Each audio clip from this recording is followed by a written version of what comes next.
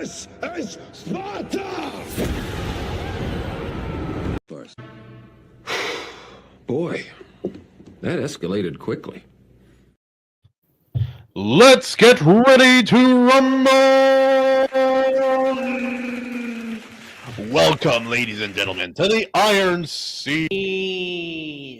We are here today with our dear friend, the bearded wonder, Bill McUisdean, and of course, my co-host, AC No DC Pritchard. What up? What up? Yes, sir. Yes, He sir. has as many tattoos as my alter ego has in my head, obviously. And that wouldn't be me. I just have my ex-name's wife on my my back shoulder, like a real man who regrets his choices.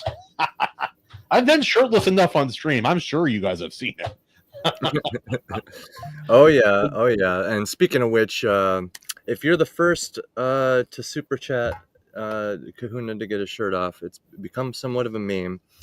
I may have prepared something special for that. So help us keep the lights on, support the channel while you're here. And while I'm at it, while I'm at it, I might as well toss this up there. Help us keep the lights on. Find us everywhere.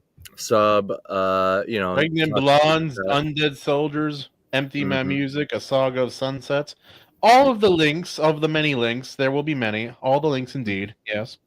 Yes, on the various link trees. So yes, help support the show whatever way you want, even if it's just smashing the like button.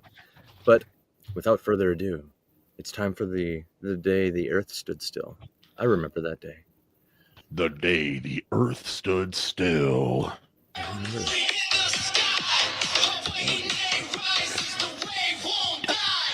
All right, that's that was when Trump first won, right? What was that? Yeah. That was when Trump first won the election, right? Yeah, I did that song. All right, I in lieu of Justin being here, he will be missed. He is no longer with us, as in dead. No, he's alive. He's doing just fine, but he is not here to read this for us today. So I prompted Grok to write up something a little bit different, which will represent my stance on this film, unfortunately. So if you guys are ready for the summary, I'm ready. Oh yeah, I was born ready. Yes. All right, high voice, low voice, any particular voice you guys want? Oh well, of course, a mixture of both. But before we get to that, shall we say hi to the chat really quick? Absolutely. So we got Animation Overload. Overload. Nikto. Yes. Nikto gang, rise up. Bill McUisdean double dipping. We got a little you double dipping. We got the Iron Sea showing up. We have Randy Holcomb. I don't know whose Holcomb he is, but he's whole. Yeah, he's here. What up, Randy? Cheers, boss. How did I get here? And where is here? Oh yes. Anyway, hit us with that. Oh, Randy. Oh, dear. What's up, dude? Oh dear. Hell yeah, dude. Go ahead and just type in the chat.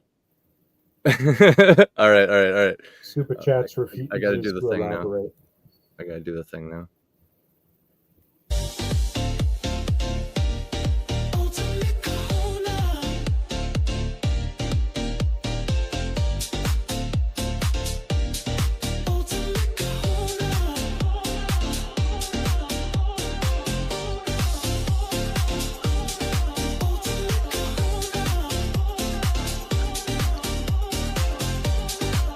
Alrighty then. I forgot this song existed, dude. And take it off. Take it off. It's almost done. They bought the song. And that's it. There it is. That is the special. Thanks for sitting through it. Oh, there it is. We got it poured in. Worth the 10. Yes. Jersey James, he loves kahunas with their shirts off. Yes, I enjoy taking shirt off for people like Jersey James, I'll be honest. Very, very good Helldiver player. Almost as good as me. Moving on. So that's what you get if you get the Kahuna shirt bounty every show. On top of that, we were kind of tossing the idea of a giveaway around. And if you think the idea is gay, A woman came up with this plan, so blame her. Yes. Let us know. Let us know what you think. The ladies and sexually questionable men love that little comment, love that show. They love it. Jersey James says it was worth the 10. It was worth it. Absolutely. Thank you, brother. I appreciate it. It's a fun time. I didn't know the song was going to be there. I'll be honest. That was good. Yeah.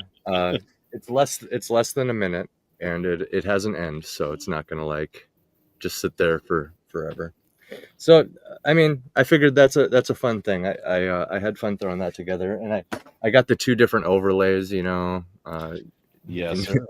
I saw the overlays. I'm like, what is that for? I wonder. Yeah. It looks a lot like you in the overlay if you were my size.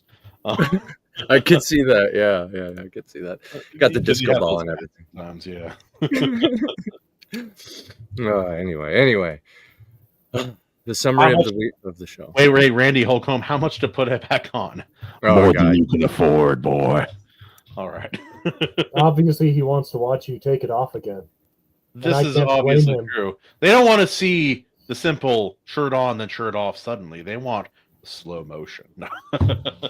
You got to magic mic it. Bill, I love how you know us well enough. You're like, this isn't unusual anymore. It is unusual, but not enough to make you as uncomfortable as I'm going to later. Now, what? Wait, what? What? All right, we lost Andy, but I figured I could start this sucker real quick. What? You give me a voice, Bill. Give me a voice to read this in. You got something for me, boy? Well, I thought I had a two-sided. I thought I had a coin to flip. Coin, yes. Very good, very good. You have a lot. Okay, I don't have a coin. Also, but I have an anime pin. Oh, even more questionable. Go ahead. Proceed. All right. We'll decide with the artwork. That's going to be to. That's going to be to be. Wait, is that Tadano? That is Tadano. Dude, I can't believe I remembered that name. I'm so good. But Tadano's face, we do high pitched. Okay, let's go. It's Tadano's face. All right, we are going with the high pitch today. We're going to read this like an old-timey radio station. Yes, indeed.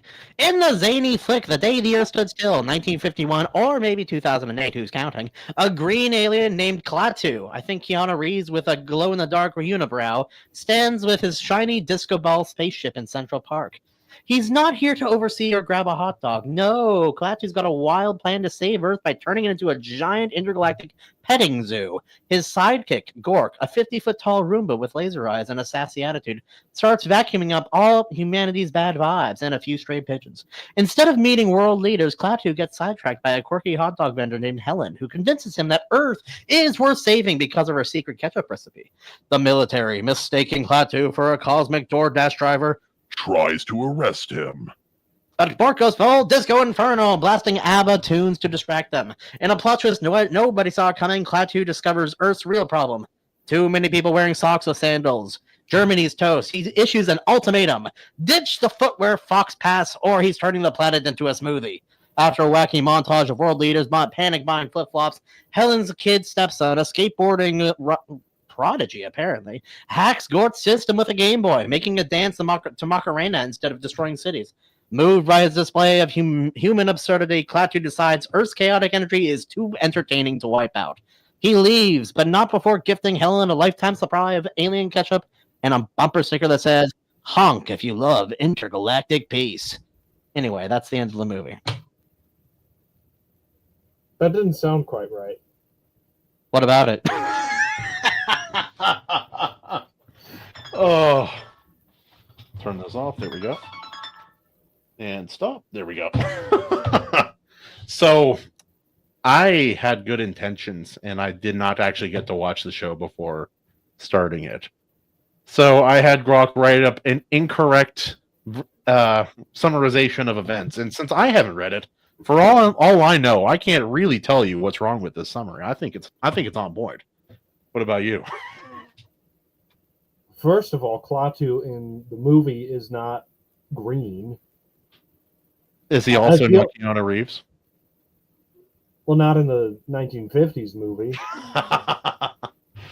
Oh, dude, it's good. It's good. Shout out LeBron. I would also not. I think that says Lebanon. Ah, okay. Also, Randy, I don't know who you are or how you got here, but I appreciate you hanging out at least for a little bit, Mud. It was fun. Yeah, no, I don't know much about this movie. We were told to watch the older one, and I was supposed to today, but about 5 things went wrong, and I found myself working double time and unable to do 3 other things that I needed to do. So, alas, here we are. Why did you select this movie? Well, for starters, because it's just pure pulp sci-fi gold. Oh, Like, okay. absolutely. This movie, Back when movies weren't afraid to be a little weird science. yes. And also, I kid you not, I thought this movie was the coolest shit when I first watched it. How old were you when you first watched this masterpiece with Keanu Reeves?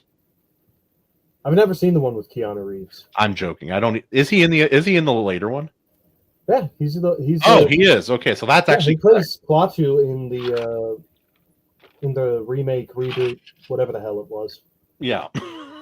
But I have never seen that one. I have seen the original movie. I also read the original short story by Harry Bates, or Harry Bateman, whatever the hell his name is. Farewell to the Master. Yeah. No, there's a lot of Quite a good few old sci-fi things. that people need to go back to. Weird Science was a fun time. It was like they would mix sci-fi and fantasy a lot more fluidly than they do now. It was a fun time. A lot more dinosaurs in fantasy and sci-fi back then. I don't know why that went away. It's always seemed kind of like a cool idea, right? Hey, Kahuna. Yes. So I know your opinions on Doctor Who, but I can tell you right now, there is a classic Doctor Who serial where a dinosaur runs rampant in Britain, and it is pure cinema. If they Sounds had like one it. right now in real life, that might solve a couple of their problems. Yeah. Imagine being gay and also in Europe. I mean, it's Yeah. basically the same thing at this point. Man, it's a rough life out Basically, imagine being European. That sounds awful. Yeah. there. Also, Yeah. AC, I think you missed my perfectly accurate summary. Bill, how accurate percentage-wise would you say it was? Blink, blink, blink, blink, blink, Mhm. blink, blink, blink. Not? Well, I'm gonna do Very this. Close. Yeah. The beard has never looked wetter. Yes. 3 people, you get this nice little Yeah, phone here you view. can really see how shitty my camera is. Yes, mine too. Mine looks pretty good, actually. Yeah. My setup looks far better than it once did. Kahuna's like, I fucking love my camera. I don't know. Was You get- Keanu Reeves born in Lebanon? I know he was raised in Hawaii for a portion of his childhood, but Mhm. I don't know where. Actually, fuck me. All I where- know is that a lot of people died because of that dog. Yeah. Yeah. But And a lot of people lived because of the protagonist and how the Earth stood still. Dude, yeah, and I was actually commenting on it. I was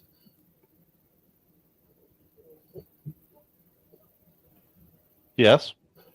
not expecting to relate to Klaatu, given recent events that I'm not going to go into on the show, as I oh, was saying to you, Kahuna. Oh, yeah. That's right. Because- That's right. Yeah.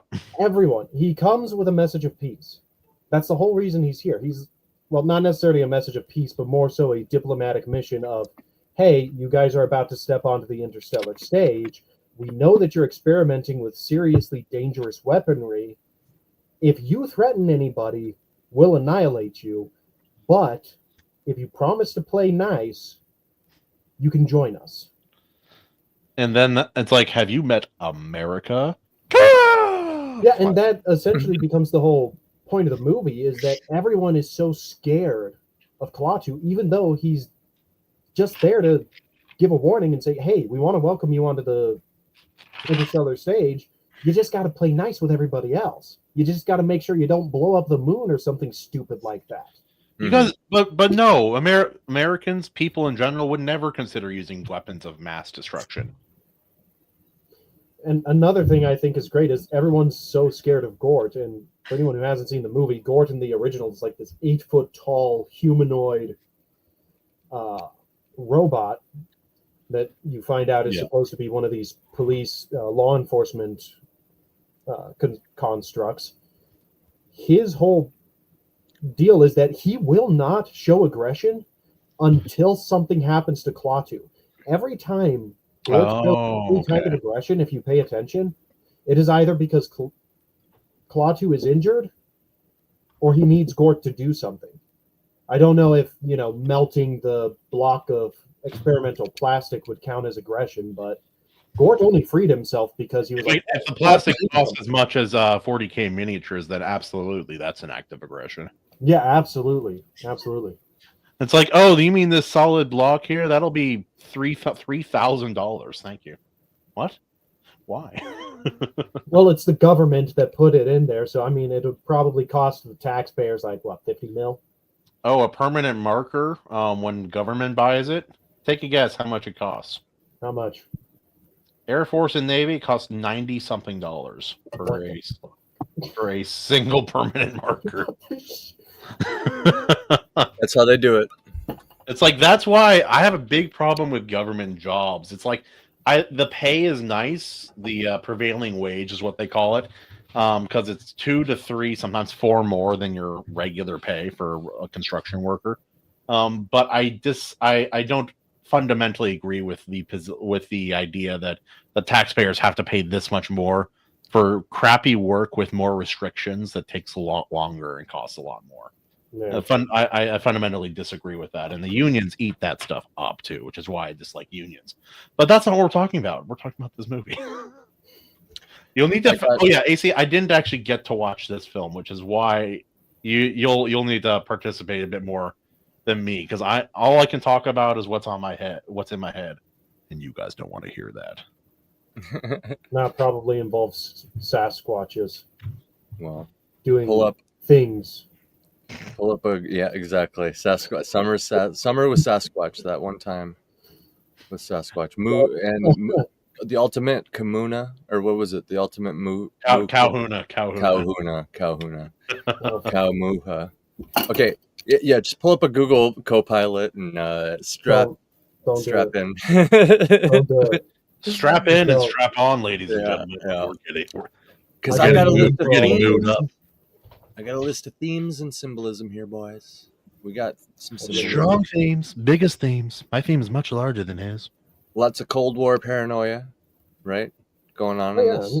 I mean, Klaatu's message is essentially not necessarily.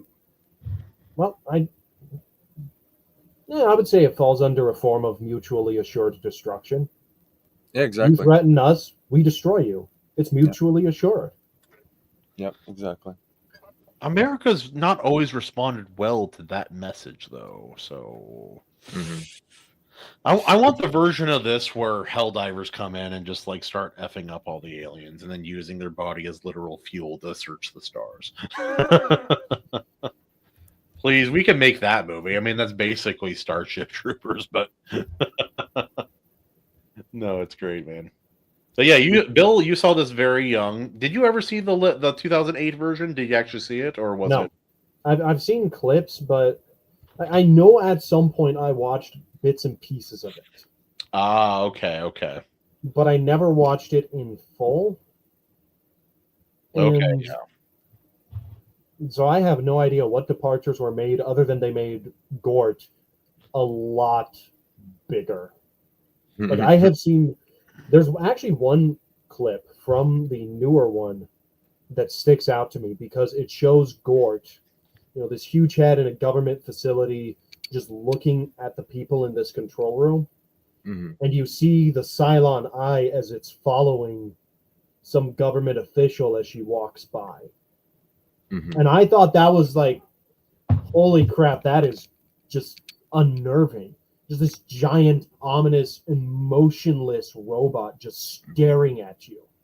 And you don't know what it's going to do. And that also plays into the original and the fear people had with Gort there, which, of course, I think probably lends to or contributed to why no one seemed to notice that he only acted aggressively when Klaatu was in danger. Klaatu gets shot at the beginning. Gort starts destroying the weapons. Yeah. Like, no, this is a warning. You need to knock this off. When Klaatu gets killed later on in the movie, Gort is like, no, I'm going to just start killing you all now. We came on a diplomatic mission. You're showing us your true colors. Why should I care? Why should I show you any mercy? And it's not until Helen gives Gort the message that Klaatu gave her, if anything were to happen to him, that he finally stops and is like, all right, very well, if that's the order. Absolutely. I'll be right back. And was Gort's oh wait, okay, he's gone again. But What's up? I was wondering when Klaatu got upset about people wearing flip-flops with socks. About halfway. I don't. That did not happen in the original. That's not what it says on the internet. The internet's always right. You know this.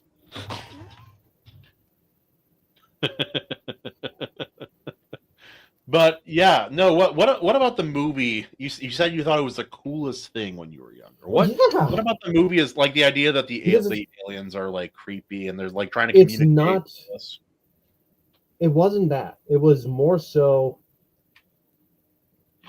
Up to that point, I saw maybe a couple episodes of Star Trek. I had seen no Doctor Who. I had not seen like the science fiction that tried to be more intellectual. My experience with science fiction was stuff like Star Wars. Where it was, action, adventure. Yeah. Flash Gordon, action, adventure. Then I watched space opera. Yes. Yeah, pretty much. Space opera, space fantasy. Then I saw this movie and I was like, holy shit. We're actually taking a moment to ponder things. We're taking a significant portion of the runtime to look at how various different people express fear of a peace. I keep wanting to say peaceful. I'm not sure a diplomatic messenger. Like they're not. It's not fear of that. It's fear of what they don't understand. Well, and that's exactly it. And fear of a big dog. Even if a big dog is nice, people will be afraid of a big dog. Mm-hmm. And one thing that I actually have a funny story about that, and it was an absolute autistic moment on my end, but we all have those daily for some of us. I happened to go over to my brother's once for something, and he has this big dog that's like this absolute, very playful, very lovable dog. Yeah. Well, I arrived at the same time as the mail lady. Oh. The dog was outside in the yard, and the only way to get to the front door is through the yard. And the mail lady asked me, "Hey, do you live here?" And my immediate response without thinking was, "No." And then I proceeded to walk up to the gate, open it. I turned around, and she's already back in her mail truck. Get out of the neighborhood. This ain't your town. This ain't your street. She eventually dropped off the back. Your hat goes sideways. Yeah, people get scared of a big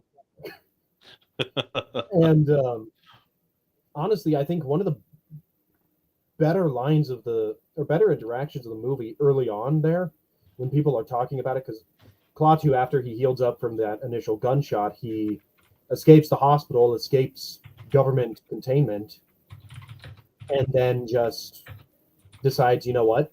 If I am to talk to these people, I should take some time to figure out who these people are, figure out their beliefs, figure out their cultures, figure out what makes them tick, because maybe then I might be able to get through to them. Because what makes them tick? Mostly violence and threats of violence. Yes, that makes us tick. And while he's out there, he stays at this sort of I'm not sure what they would be called back then, but pretty much an Airbnb, more or less. Like an inn, like about a private one. Yeah, there you go, an inn. That's probably the word for it. Eric Grant has arrived. There is no... Wait, I have to say it in Eric's voice. It is my deep regret. There is no Evele to bully. I feel lost. I'm right there. Well, with welcome you. to the show. You can bully me. I'm shirtless and have no shame. Go ahead, Eric. It's fine. Without Evele, who am I going to make fun of for not liking Rocky? Dude, I won't make fun of him for the rest of the time for that one. But Sorry, real quick. That may be his worst opinion. That he has a lot of bad takes. That may be the worst one. Maybe. I don't remember if I've heard one that was worse. Besides the incongruent taste of his music, he likes death metal like that. But then he also likes K-pop, unironically. Ice cream shop K-pop, straight up. Yeah, straight So- up, girl dance group K-pop is his. Let's jam go. also. Chew some bubble gum, cotton candy, but K-pop. Pretty much. anyways, yeah, early on in the movie, there's this interaction between two humans. One of them is Helen, who Klaatu takes a liking to her and to her son Bob, whatever the fuck. Anyways, he takes a liking to the little pissant kid, and at breakfast one day, he's listening to her talk to one of the other people staying at that inn, and Helen is speaking reason. She's like, well, maybe he's hiding because he's afraid of us. He did get shot the minute he landed. Yes. Yeah, And that would the other lady is like, him afraid? What does he have to be afraid of? Well, it's like the kid will have a different perspective on it than somebody else maybe, but I do have one pertinent question that's really important to the plot of this film. Is Helena hot? Patricia Neal. She's a woman from the 1950s, so yeah, pretty much. Patricia Neal. I knew it. He's like, he gets shot. They need to be just looks at her. Saved and brought into the fold. Yeah, there you go. We got to save them for the sake of this. And he just points to a picture of her on their ship's computer. Gort is a 50-foot tall Roomba with laser eyes and a sassy attitude, right? That's not quite right. In both iterations and in the original short story, Gort is very humanoid in its design. Peace out, Randy. Love your name, man. Oh, holy hot damn. Some of these pictures are more flattering than others, but yeah, she was not horrifying to look at. I mean, to be fair, modern women have skewed my opinion of women from previous decades. So her eyes are a touch far apart, but if you tilt her head like this, it's not so bad. But also my standards are pretty low. Maybe I need to take that into account. Peace out, Randy. Thanks for popping by the stream, man. Also, AC, Eric feels lost because Evely's not here to be bullied by him. So hold on, I can fix it. Uh-oh. I can fix it. He says he can fix it. We have to go back. There we go. Now no, AC, you have to leave that up now. Just talk there like this. There we go. Bad movie opinions, quite interesting music tastes, and weird pieces of information nobody expects from him. Yes, this is right. It measures actually. Oh no, his reception is clanking out. There we go. You can tell. Yeah, it is. But anyway, Also, another. I also loved when Klaatu pulls out that little cylinder, and he gets shot, and the gunshot and the bullet happens to break that, and he just gets up. A couple of the other soldiers are helping him up, and he just, even with that helmet that's covering his face, you can tell he's all dejected, and he just looks at it and looks at them and says, "This was supposed to be a gift for your president." Oh, okay. Already off to a bad start. You're being mean. Yeah.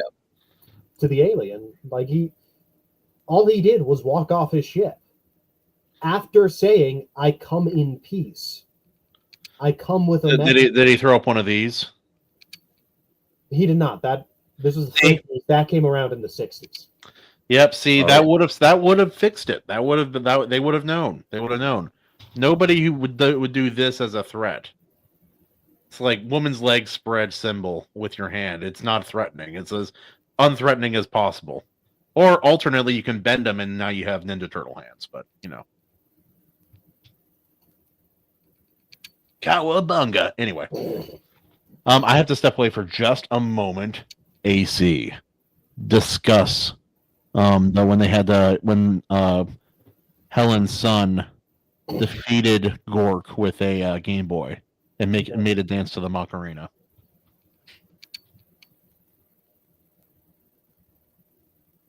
Okay, so I think Kahuna just downloaded the wrong movie because that never happened.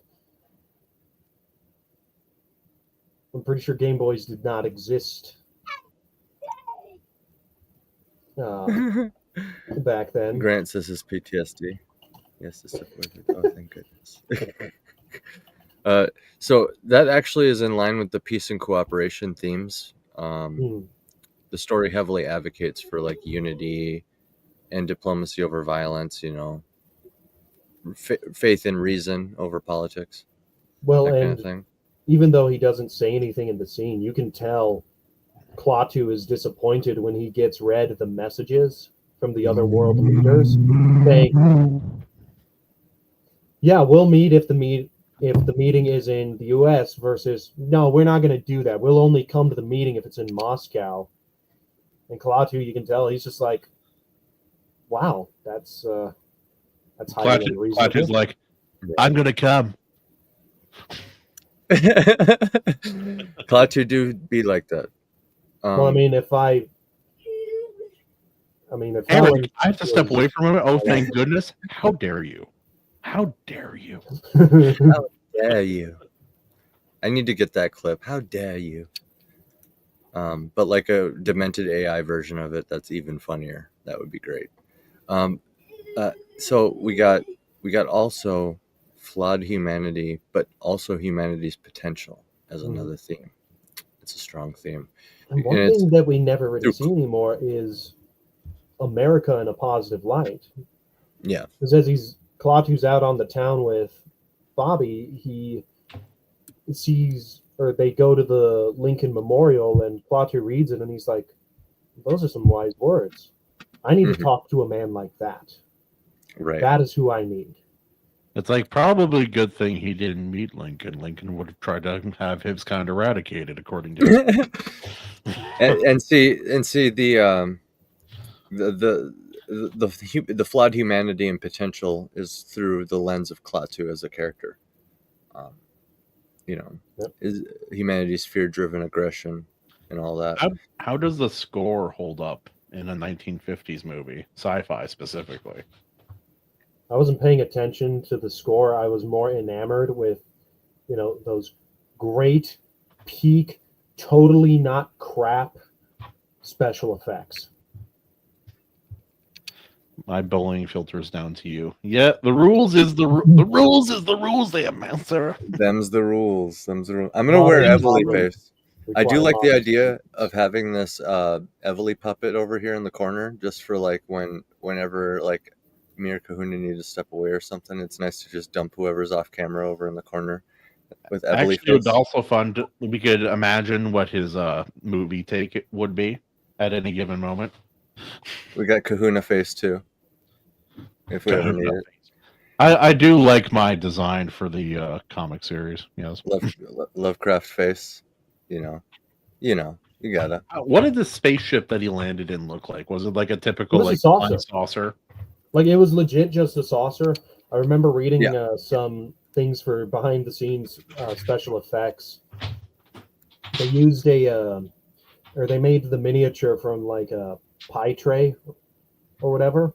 That's about right, yeah. And they also used some kind of putty to make it look like the part where the ramp and the door open, there was no crack.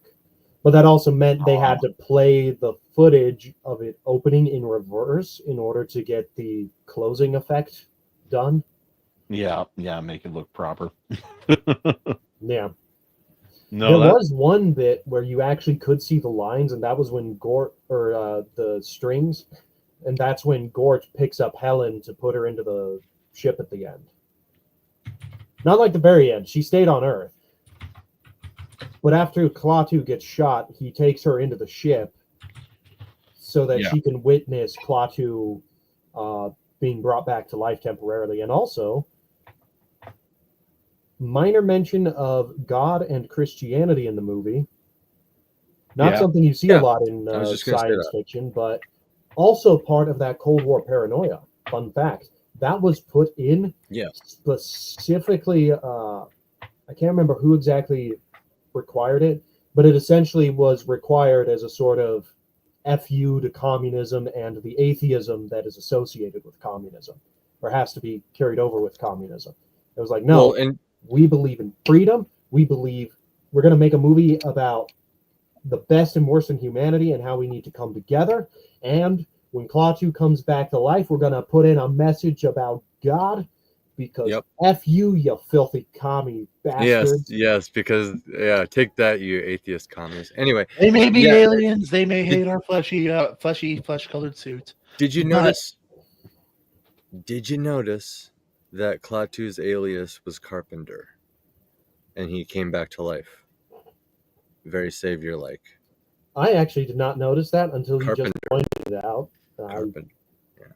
I wasn't even thinking about it. I was more preoccupied with the fact that he, just straight up stole someone's clothes, like the Third Doctor did. That has happened to In me. a hospital. That has happened to me on multiple occasions, but I had nothing else to wear, so awkward times it was. Yes. You do what you do. Sometimes you're Clark Yeah. Kent coming off of a burning oil rig, and you just need to put on some clothes not to. attract Sometimes you're attention. just coming.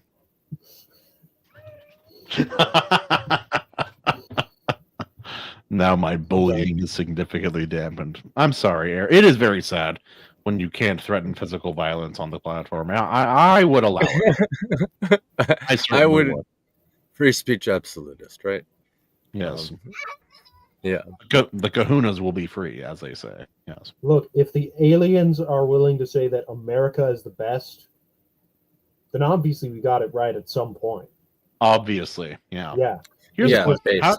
it's just. How do you guys feel like what do you got when it comes to aliens in film and in books? Do you like when they are hostile, when they are diplomatic, which is a little more rare, or when they are benevolent? Or you can all three can be true, but there tends to I think they tend to lean towards malevolent aliens. That seems to be the go-to for the most part, which totally justifies 40K and our justified purifying of the universe in that universe. Yes. Do you guys have a preference or a favorite? I just want to find Space King. That's what I want out of life. Space King, yeah. Space King is life. Space Thanks. It's hard to choose because really it is fascinating to dive into like learning about the strange non-hostile alien, but then at the same time it's really fucking awesome to fight the crazy aggressive monstrous alien, There is something satisfying about we are humans, we are good. They are not human, they are bad, and we will destroy them.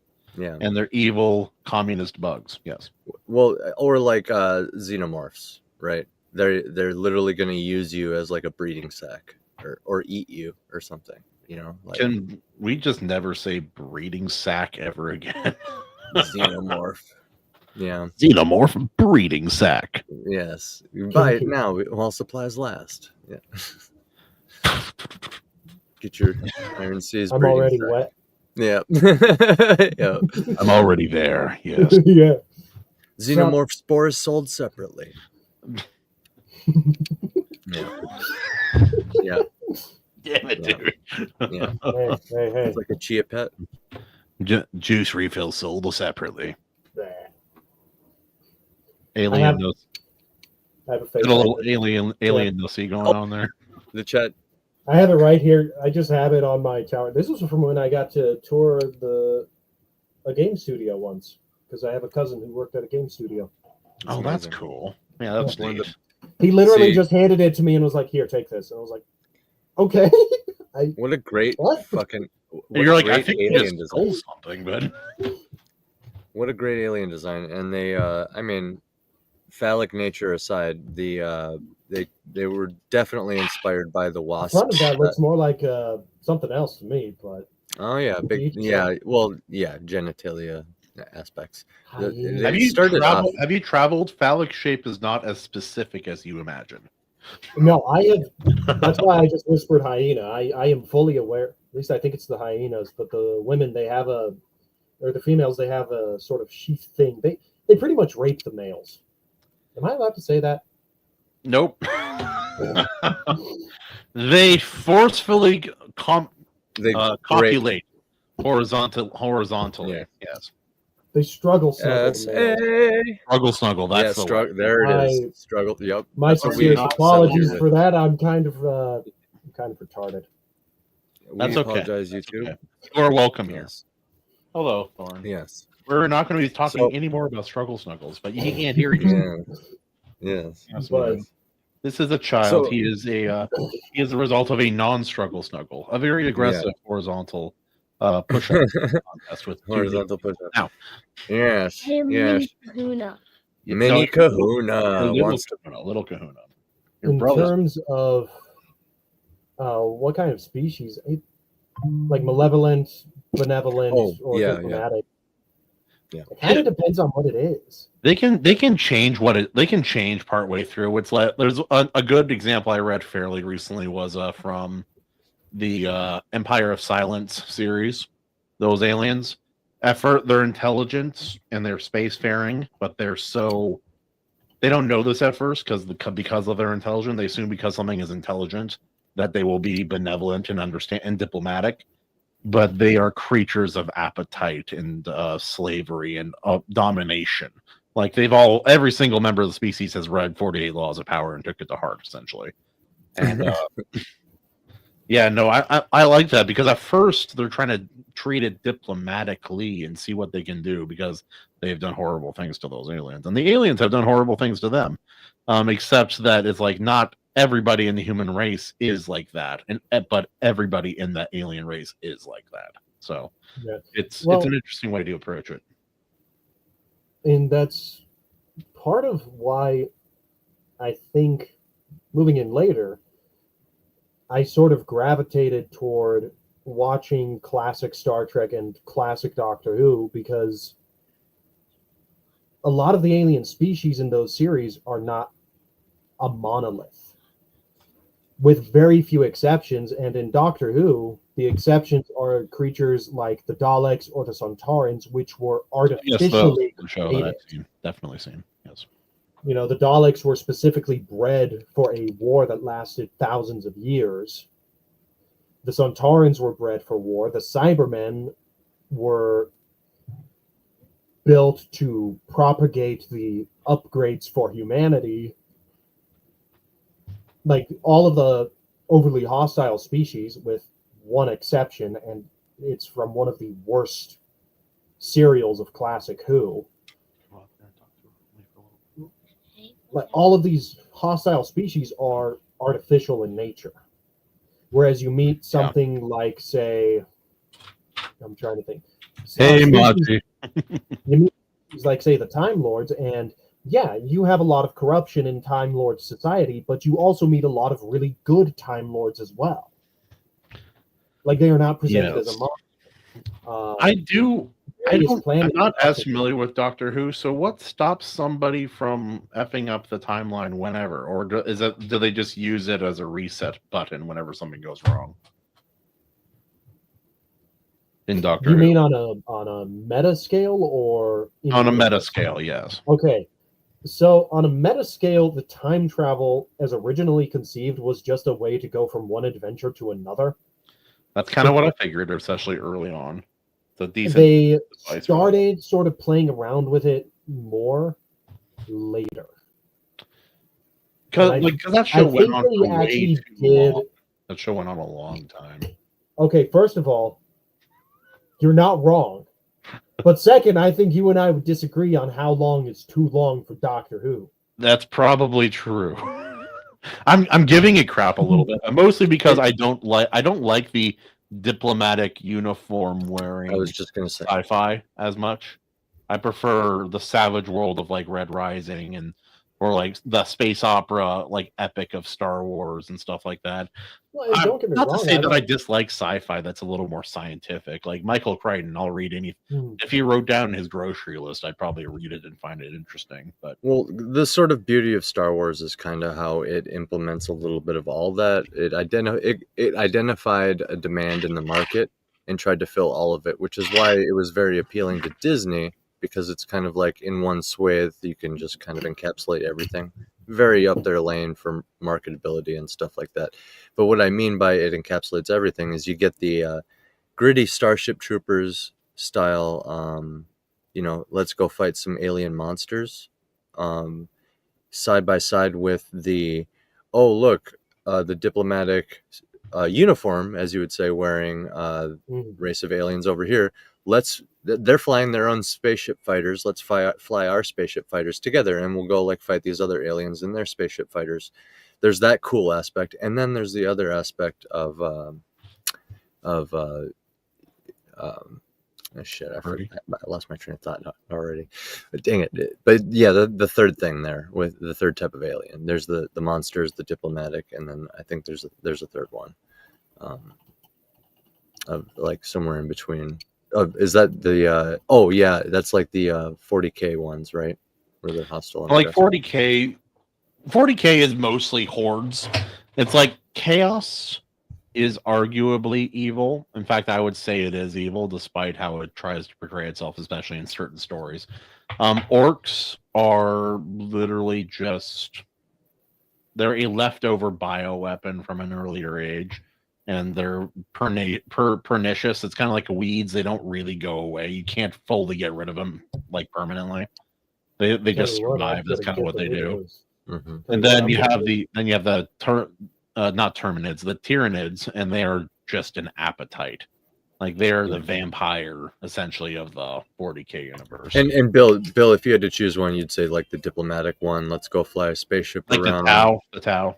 Or would you say more like a rival? Like, oh, this is sort of like Lovecraftian, like enigma, literally alien in every sense of the term. Like we don't understand this thing. Ooh.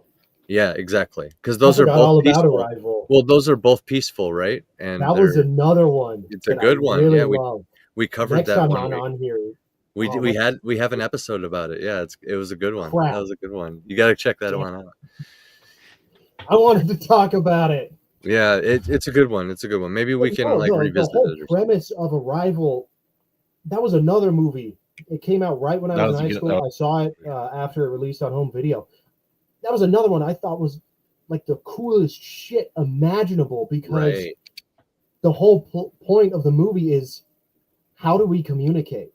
And it isn't a simple, the aliens already know our language or anything like that. It is their language is so alien. We have to figure out how to communicate with them as soon as possible to figure out their intentions, and sort of seeing the breaking down. Like one of my favorite scenes in all movies is Amy Adams' character going in and talking to the general and being like, okay, so this is the final question we need to ask them. Well, we need to make sure they understand the concept of a question as it relates to us. We need to make sure they understand what this word means, what its connotations are. We need them to understand what the object of the sentence is, what this is, like breaking it down on such like an intellectual level. Like, yeah, it was. And it was so cool. And I also love that the general in that movie, right after she explained it, because he came in hard, like, why are we giving them grade school vocabulary? After she gives the explanation, he's like, oh, okay. Yeah, that makes sense. Yeah, that makes sense. Keep going. Have a linguist explain it. Have like female Tolkien explain it to you. But yeah, that would be like the third category of alien, right? So like there's the diplomatic ones, like the Klingons, they're brutal, but they're still like kind of humanoid. We can talk to them, communicate. Mm-hmm. But then like the Arrival type would kind of be like the peaceful version of something like Starship Troopers or alien xenomorphs, right? Where they're just kind of monstrous and unknowable, ununderstandable, totally bestial almost in a sense. But I don't know, Arrival is almost like this kind of like I mentioned, Lovecraftian, just like it's so alien. You just you can't fathom it. You know what I mean? You don't even understand how they survive. Fathomless, yes. Cannot fathom, brother. cannot fathom. No, Can you Arrival was cool, but the whole time I was thinking it would be funny to do a parody version of Arrival, where it was just like they only speak in memes and Gen Z slang, and then the American government's like, we don't understand this. We need our top linguistics. Yeah. And then like the kids like, oh no cap, I understand. Yeah, word, dog. No cap, for real, for real. Oh, I hate slang. I've learned to hate. I don't hate for reals. I just don't. I'm trying to remember which one I hate. There's a few I hate. It comes and goes. And then the problem is I end up adopting some of it. And later I'll talk to a normal person like, oh yeah, people don't speak this way. The brain rot consumes. Brain rot of the internet. Yes, that's what we're here for. Honestly, I think... Well, yes, it is cool to just... Yeah, we're going to blow up all the aliens. We're going to kill the Xeno scum. We're going to genocide their planets. We're going to burn down Home Tree. Mm-hmm. It's also really nice. And for me, I do kind of prefer... The species is not a monolith. They will have their own culture, but they're still individuals, unless we're dealing with something like, say, those insect creatures from Ender's Game. Starship Troopers kind of thing. Well, I'm actually busting out the Ender's Game examples. Oh, I have not read it or watched it, so I don't know much about Ender's Game. I know it's good. I know inspired Red Rising, but I have not actually read it yet. The book and the...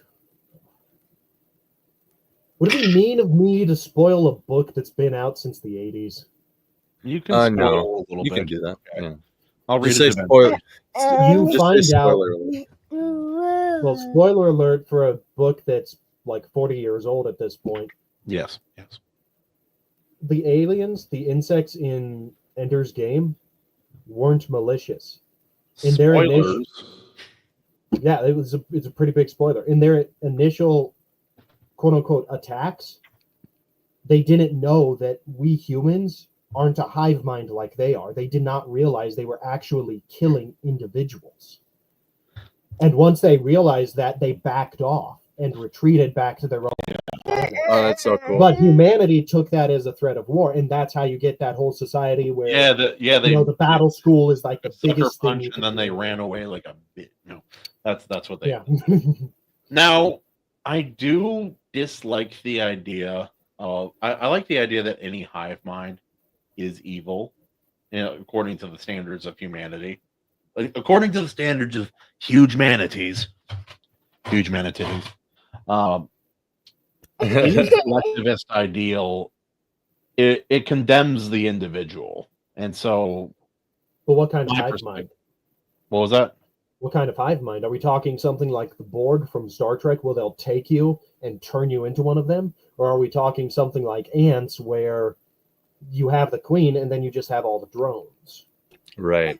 Because if it's the case with ants, they're essentially born for it, whereas the something like the Borg is more of that existential threat to species that possess individuality. I don't like I dislike the idea of hyper colony, no individuality. Like Borg. Actually, this came up in a recent review I did with Bat Sauce. Joe Batts on his channel. Brandon Sanderson's Isles of the Ember Dark.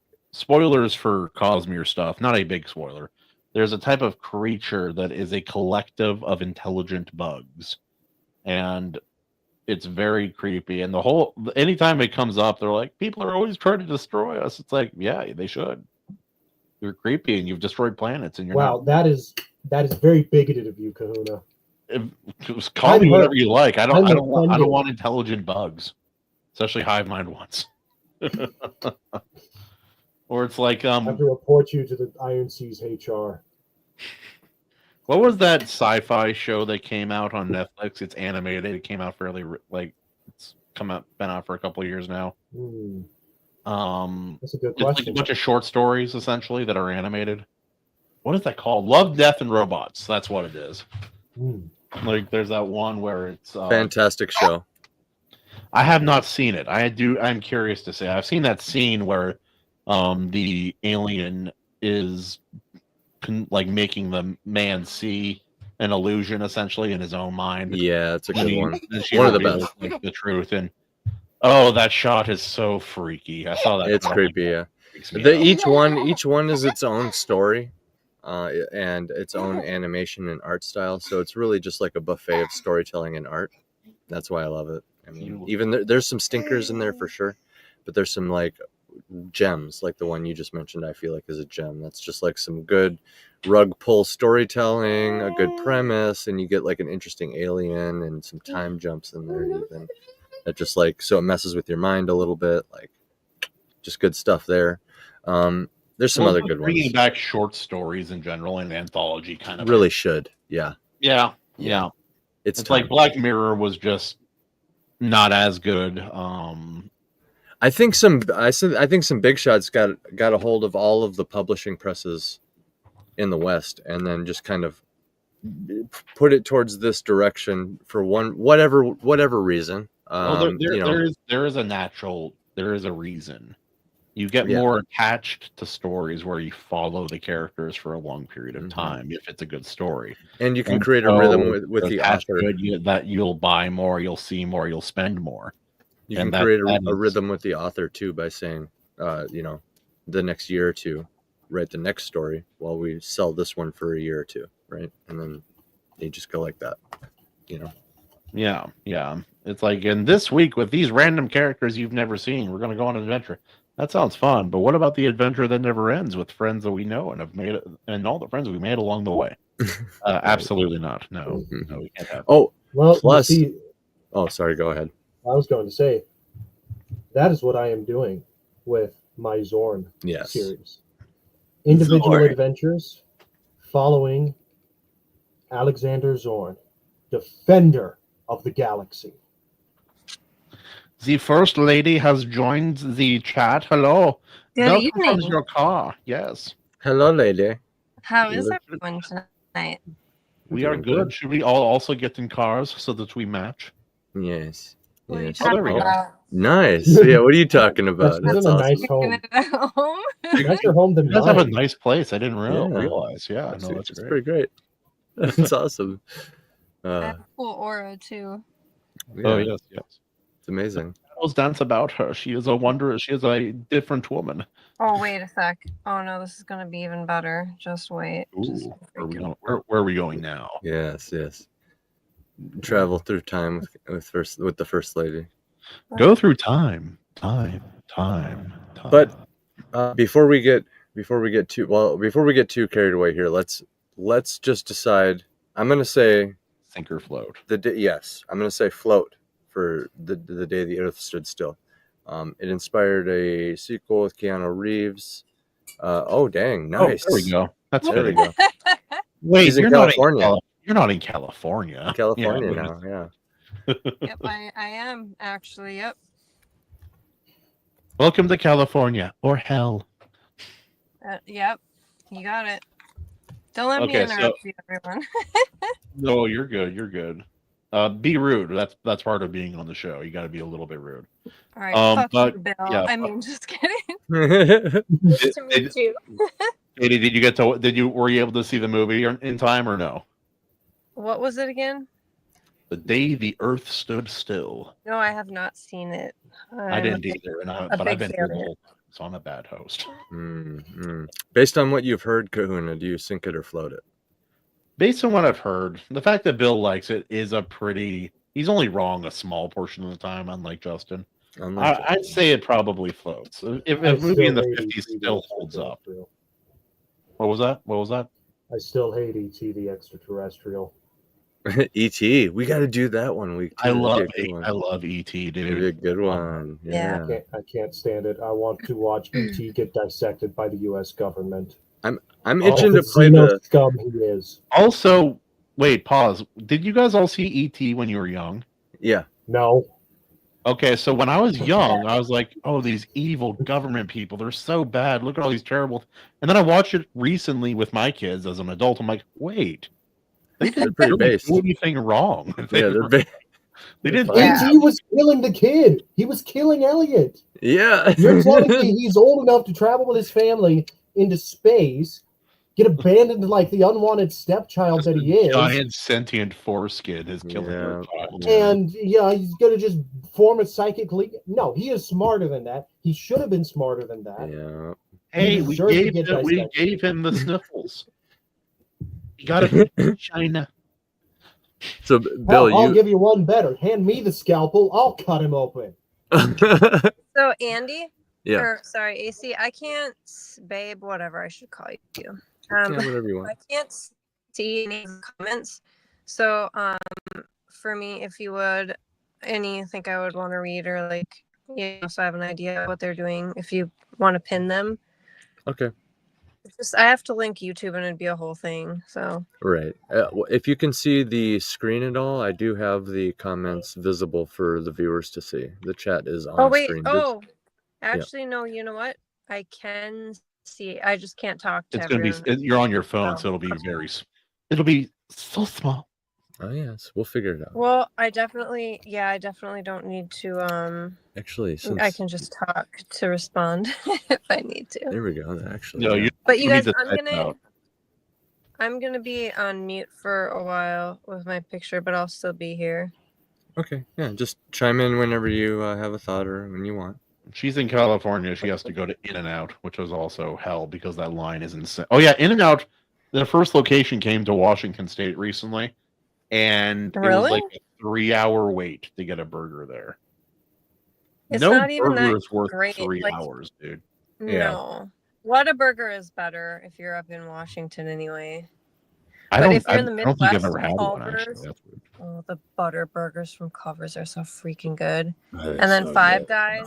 And then every time I go to Five Guys, you know how you can like draw on those little postcards? I always draw a thing that says Five Guys at once Yeah, and put it in there. as you do. Oh, it's like, oh, wait, no, there was that interview with an American woman, and she's talking to 2 British actors, and they were talking about something, and she's like, oh, have you guys ever had Five Guys? And they're both looking at each other.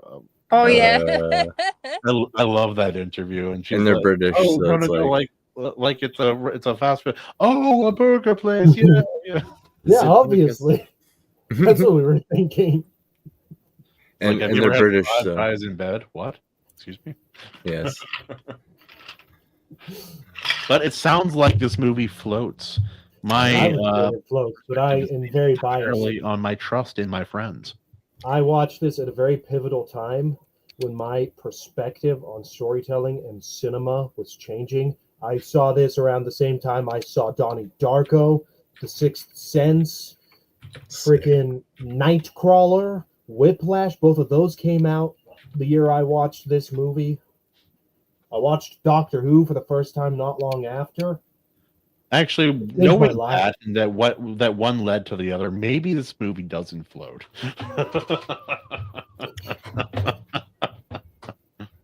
It's like I did this and it turned me into this. He's been a monster ever since. It's been a month. He I am probably a puts monster. butter on his toast before he puts peanut butter on, like some sort of man, like some sort of animal. What kind of Joke's psychopath? on you, I don't eat toast. Jokes on He you. doesn't eat bread. He's an alien. He's Asian without the blood. Now, I Well, I'm put a breadcrumbs. high-functioning autistic, so I mean, you're not wrong. I put breadcrumbs on my butter. That's how I eat toast. I've been writing all these songs and they're calling me artistic, but my family knows and my doctor calls me autistic. No, all right. There you go. Actually, not autistic that I'm aware of. I did get run over, but that's different. So funny story. I want this on record. I'm not one of the trend jumpers when it comes to mental illness. I actually did talk to a therapist. Last therapist I talked to was convinced that I was a high functioning autistic. I have a medical professional backing me up on this. This is the way. I would have Yes. responded poorly if someone said that to me. I would ask if I could use No, it more. you're autistic. Anyway, internet, cancel me. I don't care. Your hatred My gives mama me always power. said I was autistic. Yeah, you're like a demon in a Ghostbusters movie. You're making me a piss bitch. Oh, I love the idea that she'll just pop in with some random comment I roll all the time. It makes me laugh. Also, Eric blames Evely for the suppression of free speech on YouTube, and honestly, it is his fault, Take your being shirt as off old as he is. tonight. Oh hell I can no. buy it. Anyone who hates Rocky is, I'm sorry, but not a real American. Yo, what's up, animation? How you doing, brother? No, we've been having a good time in here, man. It's a good time. So yeah, no, when AC gets back, it's definitely a floater. Absolutely. Oh yeah, no. Did you guys see the? So obviously that cow thing was going around Twitter for a while. I capitalized on it as much as I could with Cowhuna and such. Someone else posted about it. I'm like, okay, this is kind of old news. And John A. Douglas is in a bookstore. He found another one. He's like, but wait, there's more. I'll share this when he gets back. But queer werewolves destroys capitalism. Yeah, yeah, I saw that. Muddy just before Stories you by started. M.J. Lyons. Holy sweet turtle loving F, dude. Okay, What is going on? so I have something to say about this. Yeah. If I were to read erotica, I wouldn't want politics in it. I would just want, jackhammering and stuff, I don't want to read about your political opinions. This one might be even more. I'm not going to support this because it's wrong and gay. If it's wrong, I might make a meme out of something. But yeah, no, it's so bad, dude. It's so bad. Yeah. Also, because the terms are so stupid. Oh my with lord! those people. Like, is it This art is queer? bad too. Besides the wolf wearing a this art has to be AI or very bad art. Like things don't make sense. Like a finger looks like a thumb that's too thick and too long. The tongue is coming out of the bottom of the jaw of the wolf, and it's wearing a pentagram necklace. But that's just par for the course. Okay, I was going to say something about, okay, are we talking gay guys or lesbians? But now that I pulled up the cover, yeah, I don't want to buy this at all. I want to go back. I'm as a joke. I want to have the entire Discord, like for the book club, read one of the books that I've read. I'm thinking Wolf Girl might be the most tolerable one, but it's also very bad. Why would you do that to us? It's kind of funny, dude. You get off on our suffering. Are you a sadist? Because I got news for you. I'm a masochist. I am slightly. I have an impulse. I fight it. Now, here we are. I need a new controller. My light will not. One of my favorite jokes is that I am an emotional masochist. Because a lot of my favorite movies, actually, it comes from my movie taste. Oh, yes. Because there are a lot of my favorite movies are not fun watches. They will rip you asunder inside if you have anything resembling a soul. One of my all-time favorite movies is I like Grave of the watching Fireflies. things that make me emotional. I like Your that. Lie in I like April? reading things that make me emotional. Loved it. I think other people's pain is easier to process than your own. I think that's part of it. I think that's definitely there's an element of that there. But AC, what do you think? Other people's pain being harder to process. Is that what you said? Easier to process. Yeah, because you're not in their shoes directly. We can empathize all we want, but plus a lot of the stories that I like, they will be emotionally gripping. It's like, look at Darrow in Red Rising. He's a great example. You've read, look at the journey of Darrow in the third book specifically. He starts off in poor SOB. Not the best place, to say the least. Yeah, that opening was something. Brutal, dude. We need to talk about it one of these days on the show. We do. I just need to find time. I'm bad about it. Ooh. Make but yeah, time. no, even just you and me, we need to talk about it because it's really good. I talked to Joe about it after our show a while back. Your schedule will listen to you. Okay. Pull the Doc on it. Pull out your day planner and be like, listen to me now. It's like, no. They're just like freaking out, like, Like just clicking at him. I want to see the draft of that, or the version of that movie that gives you like the schizo ramblings of the robot arms in Doc Ock's head. I'm That'd kind be of hilarious. glad that I'm glad that doesn't like give us a dumb demonic voice in his head like you would expect. I'm glad that it's just like his acting and the motion of the really well rendered 3D arms and sometimes physical arms, because that's remember, like Spider-Man 2 is still one of the best hero films ever made. Yes. Period.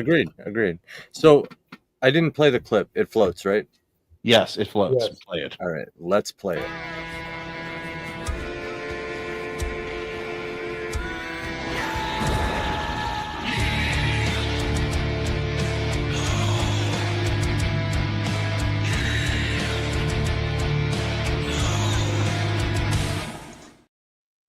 You know Also, what that ACM sharing something. Bill and I were talking about it a minute ago, but in case you missed it, means. Ooh, Fenrir and I had the same reaction to seeing that. The Hank that's Hill. hilarious. also Water aside hose. from how dumb and terrible this book is going to be, querying consent. What the? Oh man, this is dumb. What does that even mean?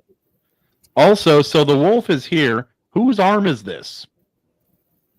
This Interesting. is just a wolf. It's not a werewolf. Well, it I doesn't think look it's like supposed a to be the traditional wolf's werewolf. arm. I think it actually is supposed to be like the wolf's arm. What is going on with his hand?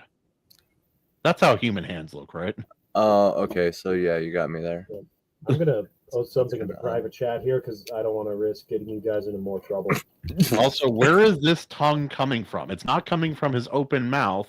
It's coming like from like where his Under like his right chin. here. Yeah, you're right. Also, this haircut is a thing that has existed, and I've seen Yeah. it. It's too bad. Yes, Kind sir. of don't. I don't even like having this on screen. It's like going to put us in demographics somewhere. Yeah, dude. That's all I have to say about that. Yeah. Bill, I learned something new about you every day. You I am not a gooner. You're I want sick. it on record. I am not a gooner. Okay. You I'm are. not a gooner. You're like 5% gooner, 10%. Not a gooner. I'm Not a a gooner. recovering gooner. No, AC does the really depraved thing. He just goons for his wife. Freaking Yeah. sicko. Sick bastard. You're a sicko. Starting a family.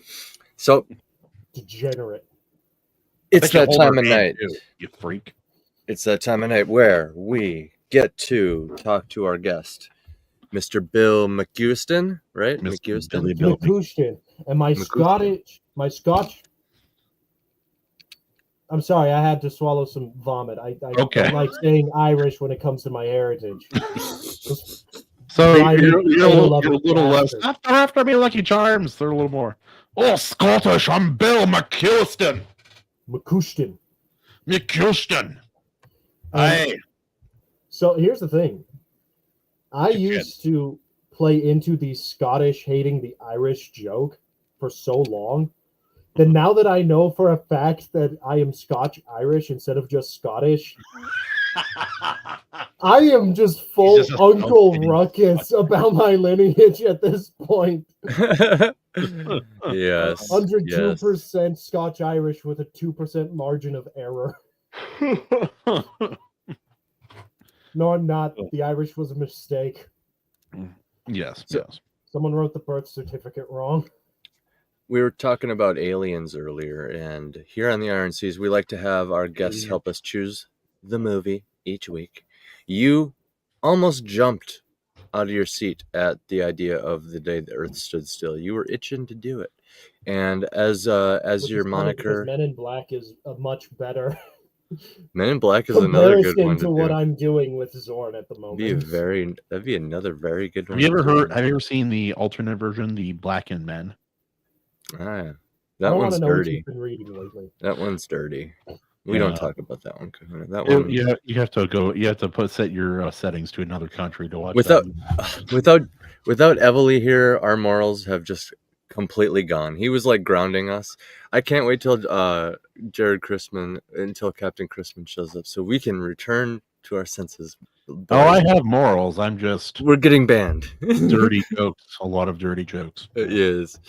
You know, it's Actually, real funny. quick, that one line from Men in Black perfectly sums up the humans in The Day the Earth Stood Still. Well, Yeah. Person is smart. People are stupid. right.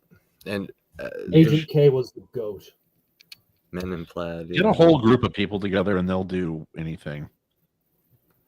Hello, 1940s. Where did you come from?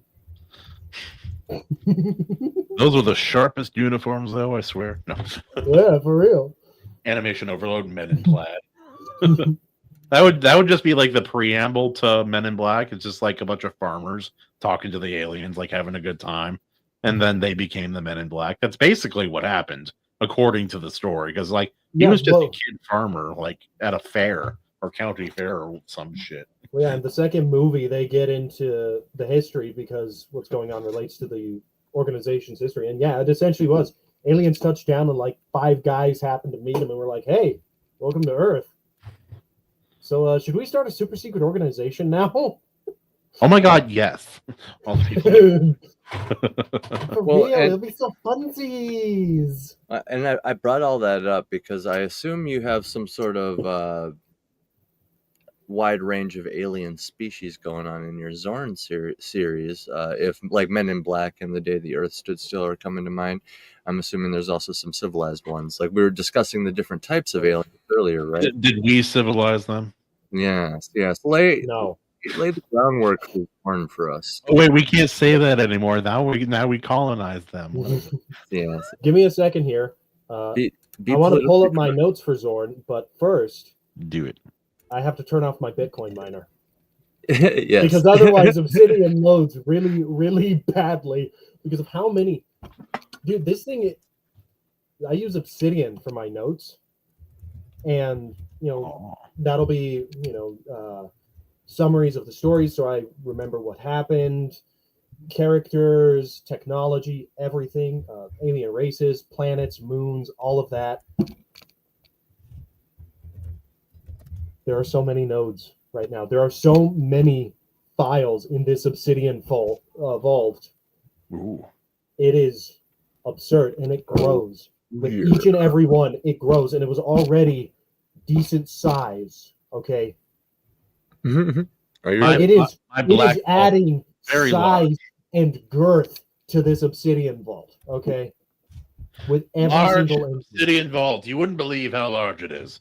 Can't even wrap your hands around it. Yeah, I mean literally, it's digital. I mean, you could wrap your hands around the hard drive, but then you're getting everything. Also, I've seen some footage from a recent History Channel thing about the Anglo-Saxons, and they had such variety in their origin and skin tone and ethnicity. It's very fascinating. Did you feel represented? Did you feel represented? Who, me? Yes. I spaced out. Represented at what? You obviously didn't see it. But it was No. we were joking about it so much so that what was it? Who did we turn black? We turned someone black. Who was it? Phoenix Press, was that it? Yeah, that's right. I saw that. That shit was funny. I hope he laughed at that too, because that was so funny. I kept it, dude. I kept it. It's Good, so good. good. For me, We- really being seen and having proper diversity to represent me was that time when the Doctor was traveling around with a Scottish Highlander from the 1400s. It's not the He current wore story kilt of and the. everything. It's not the little girl with the axe and the knife. You don't feel represented there. I feel represented there, actually. Freedom. Yeah, but you have better I'm hair. getting William Wallace up in I'll here. say it. Or I'll say it. Boudica, whichever. Like I'm here for both. Have better to be hair? honest. Yeah, Maybe the girl. the same hair. Yeah. Yeah, I know I have better I hair. had a few attractive young women ask me if my hair was permed. Every now and again, I get that one. Nope, just my hair. I have a very specific company I go to for hair care products. I care about my hair. Now I do too, but we don't say this out loud because we are men. We don't care about hair products and looking nice. Oh, fuck that. I'll say it out loud. I'm a man and I look fabulous. Thoriel, that's what we call it. Yes, the intelligence from beyond. Yes, Zorne. and Valens stumble upon a long-lost vessel adrift in space. Walk us And through so- it, Bill. Where should we Well, go? For starters, because you asked the question about alien races, I do have those, obviously. This is adventure pulp. My main inspirations on this series were Star Trek, Doctor Who, Valerian, which is over there on my shelf, roughly. Have not read And- Valerian yet. It's pretty awesome. I know. And I've been told I need The to. I need to read it. original Halo trilogy. Oh, dude, Halo is my dude. Halo is my thing, dude. I love Yeah, Halo bruh. so much. Yeah, bruh. AC and I have talked about this fairly extensively. We both we stand for Halo, absolutely. The And intelligence from beyond. basically, I am a plotter. And I originally, as you can see there, I am currently in the first cycle of stories, the Defender cycle. This is when Alexander Zorne is learning the ropes, learning how to be a defender in the Galactic Defense Agency, basically taking his first steps into the life of an adventurer. I'm going on I- an adventure. Yeah, pretty much. And I originally planned only for 4. But then, after a heat-induced nightmare, I had an idea for a 5th cycle, and then I realized, wait a minute, based on how I want to end that 5th cycle, I could keep this going for a while and do sort of like a JoJo's Bizarre Adventure thing where it's Yep. a multi-generational story. Mhm. Yep. But Yep. right now, first 5 cycles, we're focusing on Alexander Zorne. And then the yeah. next one is going to be Alexander. How about Ajax Zorn? And then it's going to be Albert Zorn. The Albert. It'll be like Albert the Conqueror, but it's like his name's Albert. So it's Oh, funny. So, But with which we usually have Kahuna read a blurb for the guest. So, which first paragraph out of all the published Zorns do you want Kahuna to read? If Kahuna's down, that is. You know me, boy. I get shirtless every stream. I'm down. Hell yeah. Hell yeah. Arnold Zorn. He's actually a bureaucrat, not a bodybuilder, but very. Yeah. But my alien species, real quick, before we get Yes. to any reading, my Yes. alien species, because I only wanted to do 4 cycles originally, my thought process was make it big, but make it small as well. So, like, have a handful of sapient species, Okay. and that also plays into some of the basis of morality in my world because life is rare. Now, sapient species are even rarer. Yeah. It is now a resource more valuable than Keglon, which is the in-universe fuel they use for faster than light travel. Oh yeah. Oh yeah. So I Okay. kept it small at first. After events in the 4th cycle, that's gonna explode. Mm-hmm. Like the sky's the limit, or my own imagination, whichever is lower down. Also, animation is killing it with the upcoming Zorn lineage. Alphonse Zorn. That works. That I works. actually do have a family tree of Alexander's immediate family. It's right next to me on my desk. He has like 4 or 5 uncles and aunts, all of whom are, well, all except one are married. His grandfather got real busy. Yeah. He got around. This is the way. He's like, I made my wealth. Now I'm getting my alien women. Yeah. He does have wealth. The family I does have knew wealth. it. I knew it. Well, Alexander, he comes from the Zalbar star system, Mhm. but his grandfather is a very famous war hero. But more than that, he was also the man that united the Zalbar star system under one banner. So the Zorn family is a very big deal in their home star system. Pretty Yeah. big deal. Yeah. Yeah. Huge, So they're like a royal family. pretty much. Yeah. But Alexander's motivation is that his grandfather was a war hero. his father was also a war hero. And Alexander, there's no big wars going on, but he wants to be like them. He wants to be a hero. He wants to help people. He wants to save lives. And more important, he wants to see what's out there. Yeah. Absolutely. So But I would say he's kind of go like ahead with the your first he's kind of like the story. prodigal son then, in a way. He's kind of like our Alexander. Well, it depends, because all of the adult Zorns have gone and done important things. Like, oh crap! Hold on, I minimized my notes. I shouldn't have done that. I should not have done that. Good. I should not have done that. I forget everyone's jobs, but he's got like one uncle who handles most of the commerce for the star system. Another one who's a high-ranking politician back on home. His aunt, Virgo Zorne, is actually in the Senate of the United Systems of Orion, which is the human government. I'll give you 3 guesses which real-world government I based that off of. Oh, lay it on us. The U.S., obviously. Oh yes. It's like, surprisingly, the small country of Laos became very powerful during the intergalactic stage. Yeah. Are you A tiny country next to Vietnam, which is the only reason we know where it is. Are you familiar? My dear friend, you have been joined by Gerard. That's how you say it, right? Obviously. Obviously. Yeah. I'm still trying to decide, like, did AC's mic die? Did AC keel over? Oh, the feds got him. Every time, Evidently. dude. Damn time. Evidently.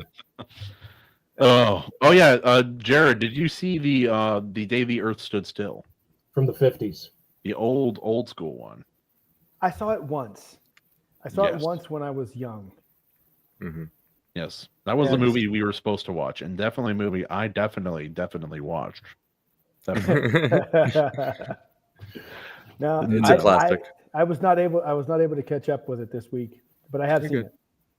it. Well, what did you? Next- Any thoughts on it in your distant memory? I remember being a kid thinking this was awesome. Right? That's what Yeah, Bill like, thought. Yeah. It was the coolest. I was just telling them, it was the coolest shit when I watched it in high school. I was like, dude, this is awesome. Oh, I was even younger than that. I was probably like 8, 9 years old. I was like, whoa. And then, of course, Day the Earth Stood Back, Still turned into a... back in the year it came out. Obviously, you were that old. Yeah. And then, as I was telling them, Day the Earth Stood Still ended up being my gateway drug for Star Trek and Doctor Who. Oh, for sure. I'm not holding it against the score, but I almost did. I'm like, you could have just not been a fan of those. I mean, oh well. I could have, but I would have been living a half-life. It would have been a better life. Captain Kirk is my captain. I would follow him on the Enterprise Oh, Captain, my Captain. into the final he frontier. likes green and blue alien women. I would follow him anywhere. I also would absolutely chuck tribbles at Kirk's head just for fun. Are you Watch as I get before my service dies again? Are you familiar with the parable of the prodigal son? Me? Yes. Are you pulling So out the Bill. Bible? All right, Bill has left. I don't know. Yeah. I don't know. I mean, I might be. I don't know. Okay, Man, based. Because I for some reason I'm getting this like vibe of the prodigal son from Zorne. I feel like you could really knock some home runs out of the park with that. So actually, with the prodigal son metaphor, that would actually apply more to who the next Zorn will be after Alexander. Ah, there you go. Because how I'm going to open up with that next Zorn story is he is a criminal, and Alexander gives him the choice of you can either join the Galactic Defense Agency or you can just go to prison. The choice is yours. So you're giving him the Kirk treatment from the 2009. Yeah, the Kirk treatment, or as I like to call it, what my grandfather was offered when he was threatened with jail time. Well, like if you look at the history of war heroes, almost all of them, not all of them, but like almost all of them were childhood delinquents. A huge proportion of them were like just like Yeah. wild, crazy kids who couldn't like sit down in a classroom and function in a normal society properly. Turns out a lot of those guys made really good soldiers. Yeah, I wonder why. Oh yeah. Who knows? Truly one of life's greatest enigmas. I was talking to someone the other day in regards to Little Kahuna. I was like, he has great potential to either be a war hero or one of those people you read about in papers in a bad way someday. So we're working on it. We're working on it. I'm like, I don't think military academy is an option, but we're going to look into it. No, he's fine. He's doing a lot better. I just like to give him crap because he's my son. I pay for him. I'm allowed to do that, right? Right. Yes, absolutely. Oh, okay. Good. Your boys are the sweetest. What was that, Katie? Your boys are the sweetest. They are collectively the sweetest. Yes. I love them both dearly, and my second son Elric is the sweetest little child I've ever known. Even when he's so cute, he can almost get away with lying, but I won't let him. Wait, you have a kid named Elric? Yes. I have introduced Theron, my son, to Elric this year. Yes, yeah. That's pretty awesome, man. It's cool, dude. It's cool. He will flip when he knows you have a kid named Elric. Elric is we thought about a lot about the name. The alternate for Elric for a long time. I was the only one in my family who pushed for it. I really wanted to go with Escanor, but my family and my wife said no pretty directly at some point. That one's pushing it. It is pushing it, but I was really digging that name at the time. Elric was the right choice, but I'm like, it's better than the options and ideas I was giving to my siblings when they were having their own families. I was pulling out stuff like, what's a really cool name? Anung Unrama. Yeah. why not just Like throw original Nosferatu? Hellboy. Let's just throw Nosferatu in there while Yeah, we're for real. Dibs. It's like, oh, this Why is my not? son. Nosferatu. Nosferatu. We call him Nas. I name it. Yeah. Oh, that's what. Yeah. She was doing. Okay. I I'm dig like, it. what happened to her car? It has a ring to it, It does. phonetic It value. does have a ring to it. Or it's like that scene from the dub of Ghost Stories. It's like as he's going naming off kids in class, he gets way more out there. It's like, Susie here, crapper. Zulu. I've got to tell you about this name. This name I heard. Oh no. I am not kidding. This kid is a real kid. His parents, his mom, like his parents are semi-pro and pro athletes. All right, so the kid is just like naturally physically gifted. And I met this kid. He was like 5 years old, 6 years old. I am not kidding. This kid's first name is Diesel. His last name is Dickhouse. He's a Dickhouse. I was like, Yeah. you are going to be a legend, kid. You don't even know. better be a wrestler, dude. Oh, dude. Man. You can't even. We expect great things from you, son. I was That's like, the only both of way. his parents That's are like, a name that limits what you can do in life. It's the Oh, only way you dude. can get It away opens with that doors, name. but it also limits your options. I want to see him become a teacher. Diesel Dickhouse is not a bank teller. I'm telling you that right now. Yeah. Again, I want to see him become a teacher. Mr. Dickhouse, I have a question. Yep. Mr. Richard House? No, no, it's Dickhouse, actually. Yes. Katie. I'm so happy to get married because my maiden name is Johnson, and so like I'm having a penis slang for my last name that's so common too. You poor thing. Girls are mean about stuff too. So like, yeah, it's like what was the meanest thing? Meanest thing is there was this guy in my same weight class in high school wrestling, and for a summer we called him Little Richard because the guy was kind of a dick, but he didn't get the joke. So the entire summer just went on. He's like, guys, why are you calling me that? It's like, Don't worry about it, you sweet summer child. oh well, there's some bad ones out there. We met a guy at Denny's in Wisconsin when we were like young adults, and it was when they banned smoking in buildings in Minnesota. So we'd go over to Wisconsin and hang out at the 24-hour Denny's and smoke cigarettes. And we met this one guy there, and he was this like really short guy, and his license plate, it was like shortened up, like, so it said overcompensating, but there was like an 8, you know, and he was like just straight up telling us, yeah, that's because I have a tiny penis. I wonder if he's pulling the like curiosity card. It's like, is it really though? Is it really? It reminds me of that South Park episode where every time what is it, Chipoko it's their Pokemon episode, like back like from like the early 2000s or something, and every time somebody confronts the like the Asian companies about their Pokemon product, like brainwashing the kids and stuff like that, they're always just like, oh yes, you have a very big penis, and that's just what they go to. Mine very small. Yes.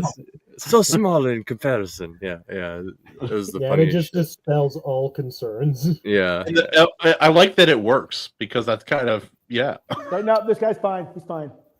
This guy is a huge hog. He's obviously trustworthy. And funny enough, Weird. We everyone's- start talking about hogs and then Katie leaves. Weird. Yeah. What's funny is animation keeps throwing out names for other members of the Zorne family, and The white bastard. names. Good. Oh, wow. Okay. All direct descendants of the original patriarch and matriarch of the family will have Greco-Roman given names. Partly on accident, because when I was coming up with the name of the character, I just thought, hey, Alexander Zorne sounds like a cool adventurer's name. I'll go with that. And then later, as I was developing the family, I just sort of was like, well, I already named his grandfather Marcus. Tiberius as a homage to Star Trek. Mars. What if I just named everyone gave everyone Greco-Roman names and just went with other kinds of names for other human characters? And one thing I've been avoiding with human characters, I don't want names like Paul or Steve in my world. Period. They are not science fiction enough. Those should be reserved for the translated alien names. Oh, Luke Skywalker? What, did you walk out of a Walmart in the 1970s? That's a great name. I don't want to hear it. But you know what is you know what kind of is a shame? Paul Atreides? Motherfucker, get the fuck out of here. Well, like that was Sci-Fi's thing. It's like very ordinary first name, wildly different last name. If you guys, I just say before I forget, if you guys haven't seen before, they have pretty interesting videos about like the science behind names and how, like everyone named Amanda or Ashley, whatever, like, well, kind of shared traits and stuff. So it's pretty interesting. Like, there's a lot in the name, and especially if you get into like numerology and all that kind of stuff behind it, like some of it, like they get a little off the rails with it, just like everything else, if you go down a rabbit hole. But it's kind of interesting to watch. No, I feel you. Hell yeah. Kind of like how you become, your name in a way of just like your environment and exposure to things, your genes, all the different things that kind of form who you are beyond your core identity. Well, that's what Hawaiian names are all about. It's either like highlighting a strong character trait or a personality trait, or it's shoring up a weakness. Kahuna, have you given me one yet? No, not yet. I'll have to think on that one. I still have to double check all of my music I wrote recently and make sure my translations are correct. If it's something about being angry, I'm gonna pluck your nipples off. Woman who cannot sit. There we go. Romulus Zorne. I like it. Hey, speaking of names, speaking of names, I have a question, and I apologize if you guys have already done this before I got here. Bill, Go ahead. Is your last name pronounced McUisdean? So no. How do you But- pronounce it? Well, real quick, there's a Be right book back. called McUisdean. The last name is spelled the same as mine there. That's why I chose that spelling, was because it was a way to pay homage to my ancestors and my lineage without actually doxing me with my real, very unique spelling of the last name. Gotcha. But it is McUisdean, although iterations and pronunciations such as McUisdean did contribute to just the very different spellings, modern spellings of the surname denoting Yes. lineage from the clan McUisdean. It sounds like a name that you have to get slightly hammered in order to pronounce correctly the first time. Well, I mean, it's Scotch Irish, so you take one batch of drunkards and another batch of potato-loving drunkards, you put them together, this is what you get. An ugly child. No, let's see. Yes, But it is- absolutely. It is McUisdean, and Houston. I can tell you right now, people don't have much better luck saying my actual surname, my modern iteration of the surname, when they first read it. Oh yeah, my Magram was originally French and German, and so it was said and spelled a little bit differently. Mm. And so yeah, we lived in a border town that between France and Germany, a very bad place to be, like a century and a half ago. Not the best place to be, so we got out of there. But yeah. Animation overload. Sylvanus, Zorne. That's good too. I like But it. yeah, Jared, I forgot to ask you, how are you doing tonight, my man? Oh, dude, I'm awesome. Yeah, doing good, man. Thank you. Humble too. No. Well, No, I'm sitting, so Yeah, this is true. This is true. I've been creating Hawaiian K-pop inspired rap music with AI. I've been writing it myself, but I'm trying to find like the right style there, and I think I finally found it. But yeah, no. And now all my music friends are angry at me. One of them's like, I'm gonna help you make this. I don't want this AI crap. I'm like, sounds fine, but I'm not a musician, man. I bet, yeah. But yeah, no, you have your upcoming project here soon, and Bill, you got your writing stuff. AC disappeared, but when he comes back, I'm happy to read part of a Zorne story. That would be fun. Yeah, I'd say the first one, which on the site there, when you go to the link, it is predominantly like that is the first story right there. Below it and to the left is the most recent one, and then to the right is just the list of what's come out so far in backwards order. Because which one? The Intelligence from Beyond? Yeah, that one. Okay, That's the first one. No, I'll I also read. have on each of them, I put links. So like, hey, if you enjoyed this and you want to read from the beginning, here's a link to the very beginning. Here's a link to the next one. Here's the link to the one before the one you just read. Trying to be like, yeah, you want a easy navigation, basically, I think. All right, I'll try it. At least I think it's easy. It was easy for me, but I'm slightly acoustic, so Yes, Whatever. the acoustic. I'm lisdistic myself. Let's see. Alexander smiled as he looked back on the Zorne estate resting peacefully near the foot of the hill. The only sign of life within was the light emanating from his grandfather's office. He wanted to scream in his victory, but he held back. The mansion was close enough that Grandpa Tiberius could hear. Besides, the night sky called to him with its siren song.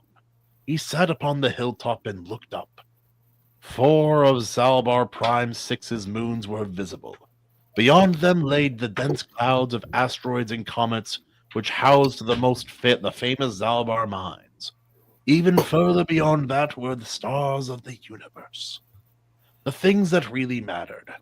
He stared at those minuscule points of light, all the while wondering what worlds lay hidden among them. It's beautiful, isn't it? The young boy jumped at the sound of the voice. There was no need to see who it was. The gruff yet lively tone told him it was Tiberius. Alexander closed his eyes, bracing himself for the trouble he was in. Don't worry, you're not in trouble. There was a noise of something being placed on the grass. Not with me, anyway. I sneak out all the time. Alexander opened his lids, directing his gold eyes to the old man. He was setting up an antique telescope, fiddling with its knobs and adjusting its stand.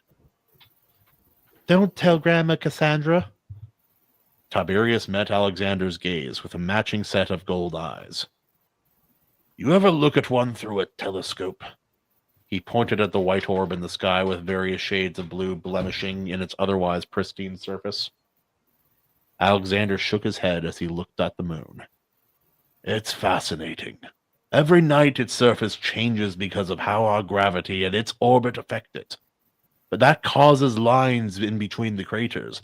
They let their tears on its surface. Tears. Tears is funny too. All right. Both of them, yeah. I mean, it's an ice moon. In a way, they're tears. Anyways. Yeah. But yeah, no, that's a portion, and the writing is very good, despite me reading Tears as Tears or Tears as Tears. You know. You also read Tiberius's line of "Don't tell Grandma Cassandra" as yeah, as kid Alexander, but yeah, I don't know how the character sounds, so I'm always guessing. It's always interesting. Like sometimes I've done readings where I know information beforehand, and other times I'm just making it up as I go along. I think my famous example of this to date was reading Jared's story. I still cringe and laugh when I think about it. It's a full-fledged fantasy story from the perspective of a little girl in the early chapters, and I read it like a Western. In this gruff, like South Texas accent. I love it.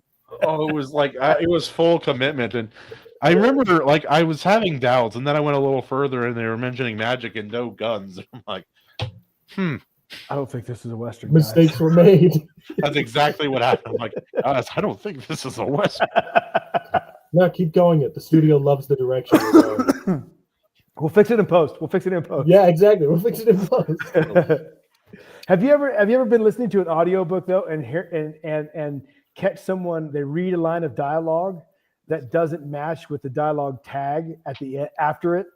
It's like, and then we're going to run away, he said gravely. I've had lines where I was reading it aloud in that exact same thing. Or I'll read a line in the wrong voice, and then I realize I said it with like the girl's voice or the guy's voice. It's like, and then I looked him deep in the eye, and I grabbed his chest. Oh wait, that's not right. No, let's try that again. Misinput. What the hell kind of story is this? Like that. Oh, Jared, you didn't see that story we pulled up from the thing. Let's see where that thing went. Or notifications. That'll do it. Let's see right here. I was re-listening to my audiobook. Yeah. Oh no. Here, AC. Bring this up. Jared missed this one earlier. So yeah, this is a free country, and you're allowed to write whatever you want. Doesn't mean you should. Aside from that, like this art is something else too. This is supposed to be the tail, and this is supposed to be the hand, but it just looks like a normal wolf. This is a human hand, also. That's how hands look. The tongue is coming out of the closed mouth around the neck area. It looks like that, and then this haircut is just. I think God flooded the earth for this haircuts like this. Actually, that's the whole.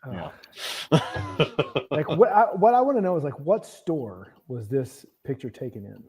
Like I don't know if it's John who took the picture or maybe his wife. It looks like a second-hand bookstore to me. Look at the books in the background. This isn't like a Target or something. Like this is a.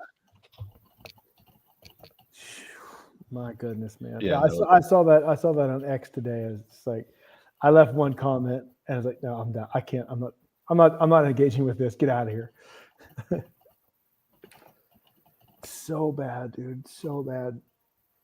No, Yeah, it's sometimes- it's really something. I think Fenrir, his GIF on the right side, you can still see it. That's about that. Yeah. That about sums up how everybody feels. Yeah, that was actually my response when I saw it. Oh, Yeah, no, I'm just sitting here watering my lawn, and now I just want to. there are myself. some books I'll read for the meme. That's not one of them. Not for me anyway. And as I was telling them earlier, Jared, when I want my smut, I don't want politics in it. I just want my smut. I want ramming. I don't want to hear about your economic. Can I read about dumb people getting naked without having to hear what they think about the geopolitical climate in Zimbabwe? Please. Yeah, exactly. And I don't know if you can see it, but I had another comment about it that I didn't want to say out loud. Oh, that was bad. Yeah. So, we've learned things about Bill. I have lived a life. Not a life I'm proud of, but I've lived a life. He's very, very close with his siblings. Now, let's see. Whoa. Dang. Hold on. No. Is one of them named Percy? Oh, but well, Not in what that was way. it? But yes. So for my series, right now in the Defender cycle, you are getting to meet some of the family, some of the extended Zorne family, Yes. but for the most part, you don't see a lot of them. Mostly it is Alexander. He's joined the Galactic Defense Agency, which was actually inspired by his grandfather's former team and what they did to end a very significant war. And what they do is, we go out, we explore, we maintain peace throughout the galaxy, we defend the peace. I have brought peace and prosperity to my new empire. Exactly. You turned her against me. And the memes from that scene. It's a great, we make fun of it, but that's a great scene. That's a great movie. Great scene. It's like all the people who were making fun of Frodo and Sam at the end of Lord of the Rings. I'm like, don't you dare make fun of the second Bible, but it is a little fun. I love the fact that one of the biggest complaints from idiots such as CinemaSins and Red Leather Media is, there's too much politics in the prequels. If you actually counted the minutes of politics scenes in like the Senate room, it's like 10-15 minutes at most, and that's being generous. I am pretty sure that would be being generous. Yeah, no, but the prequels got so much unnecessary. Like, Jared's a little bit older, so you might have a different opinion, but I was very young when the prequels came out, and I really enjoyed them the whole time. No one convinced me to hate the prequels, but I feel like a justification or vindication. That's the word, vindication. Because after the sequels came out, everyone's like, the prequels weren't that bad. Yeah. I would say Chris Gore has it right when he says that the prequels have aged better than the sequels will. Oh, absolutely. Because there's a lot of stuff to unpack with the prequels.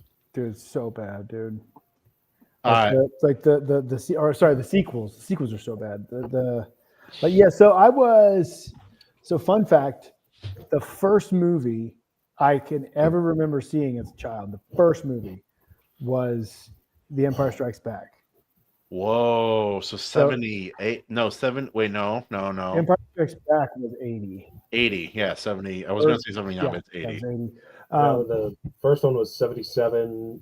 Empire was 80, and then Jedi 83. was 83. Yeah. But I didn't. I was older. I was older. I think I was maybe 4 or 5 when I saw Empire Strikes Back. Because I didn't get to see it in the theater. Because I was 2 years old when that movie came out. So I grew up with the OG trilogy. I did get to see Return of the Jedi in the theater as a little kid. That's one of my favorite movies to this day. I adore that movie. And the thing is, like Jedi got a lot of hate when it came out too. Like it did, yeah. People kind of forget that. People gave it a lot of crap. And like I was too young to care. Like I could take it or leave the Ewoks. That didn't really matter. But that was where a lot of it came from. when the prequels, so the first prequel came out in '99. Oh, Return of the Jedi is the best one, man. I was. It is. Yeah. Let's see. I was in '99. I You was. mispronounced Revenge of the Sith. I was like 21 when Phantom Menace came out. Wow, that's wild. So I like the Phantom Menace came out. I was like, I thought the pod race scene. The pod race was awesome. I thought that was so cool. It was it also might have the best lightsaber fight. I thought Darth Maul. Might be. I thought Darth Maul was the dopest villain ever on film. And then he's gone. And then I was so disappointed. What? Yeah. So they really cut his part short. Get it? So like there were things that I liked about Phantom Menace. I didn't love the film. Attack of the Clones came out. I hated it. It's like this is one of the worst things I've ever seen. Understandable. In the original 6, Attack of the Clones is probably the worst. Yeah. It might have been fine as like a TV episode for like the cartoon. In fact, it would have been great. But it was a very messy plot a little bit. And Hayden Christensen, not hating, but his acting was not there yet in that film. He got better with Revenge of the Sith, but it was not like some of those lines are pretty cringy. It was Oh my not gosh, great. dude. Yeah. So bad. And then Revenge of the Sith came out, and I actually really liked that one. That was an excellent film. And that's with all of the flaws I found I can point out in George's dialogue. Like dialogue is not George's strong suit, man. It just isn't. There's so much bad dialogue in the prequels. And because nobody fixed it or corrected it. Right. And there's that famous anecdote from Harrison Ford about how, the original line in Empire was, or the original interaction was, I love you too. And Harrison Ford was like, no, Han wouldn't say that. And so it turned into that iconic, I know. Yeah. So good. It's so good. I even like this. I even like the Family Guy Star Wars line there too. Yeah. F off. Lowers it down. Then he comes up with his butt out, like mooning everybody. Just like those movies are funny, man. Dude, those are some fun specials from Family Guy. Like, oh, you guys want to write another song about a one-legged girl? Ooh, Eileen, yes. Peggy, no. The part of that I laughed the hardest at, believe it or not, that caught me off guard, I think was when the command ship is driving past the little asteroid that has the mailbox that says Nimoy, and Stewie leads out with the ball bat and smacks it. I fell off the couch laughing at that because he's so out of the blue. Caught me completely off guard. I was like, that is amazing. Oh, I laughed that it was almost a joke that wasn't a joke. It was the absence of a joke. Meg only shows up one time in the entire trilogy, and it's as the worm monster from the asteroid. Yeah. And I thought that was really funny that they just completely excluded the character. It was twice because she was also that giant worm thing in the asteroid as well. That's what he means. Yeah. Just whenever they needed a monster, really. Oh, I thought you were referencing when she was the thing in the trash compactor. Oh, was she the Rancor? Oh no, in the trash compactor. I guess she was there too. Yeah. I forgot. Yeah, whenever they just needed a gross, disgusting, bad monster. Or at the end of one of them when it's the family watching the movie, and they get into a conversation about Seth Green and Seth MacFarlane. It's like, oh well, I think Seth MacFarlane's kind of he's kind of overrated. He's not as funny as he thinks he is. Like, well, I think Seth Green has a problem getting proper employment or something like that. Like, and they make fun of Robot Chicken, and now it's just playing with dolls for 15 minutes. Chris gets mad, storms off. Yeah. Zorne, this doesn't work, dude. These don't work. Sorry. But like with the prequels, like I never had like really strong feelings about them. Love the original trilogy, and I wanted the sequels to be, and I've said this before, like I wanted so badly for the sequels to be good. Like I thought, like with all the Disney money, it's like there's no way this is going to be bad. I even gave. was I sweet summer child. I was really. I didn't even really criticize Force Awakens when it first came out. Like, I was really forgiving of that movie. I denied a bunch of stuff, and like I think, so. Bill, you may I don't know if you heard it when we had RJ Williams on. I told the story before, but it's the like I wanted so badly for them to be better than the prequels. So like you could have this progression across 9 films where they just kept getting better and better, and if so every film had gotten better after Force Awakens, no one would complain. No. So the Force Awakens come out, and I was like, I was in. I didn't care. I'm gonna back this movie. I like everything that's wrong with it. I'm still gonna back it.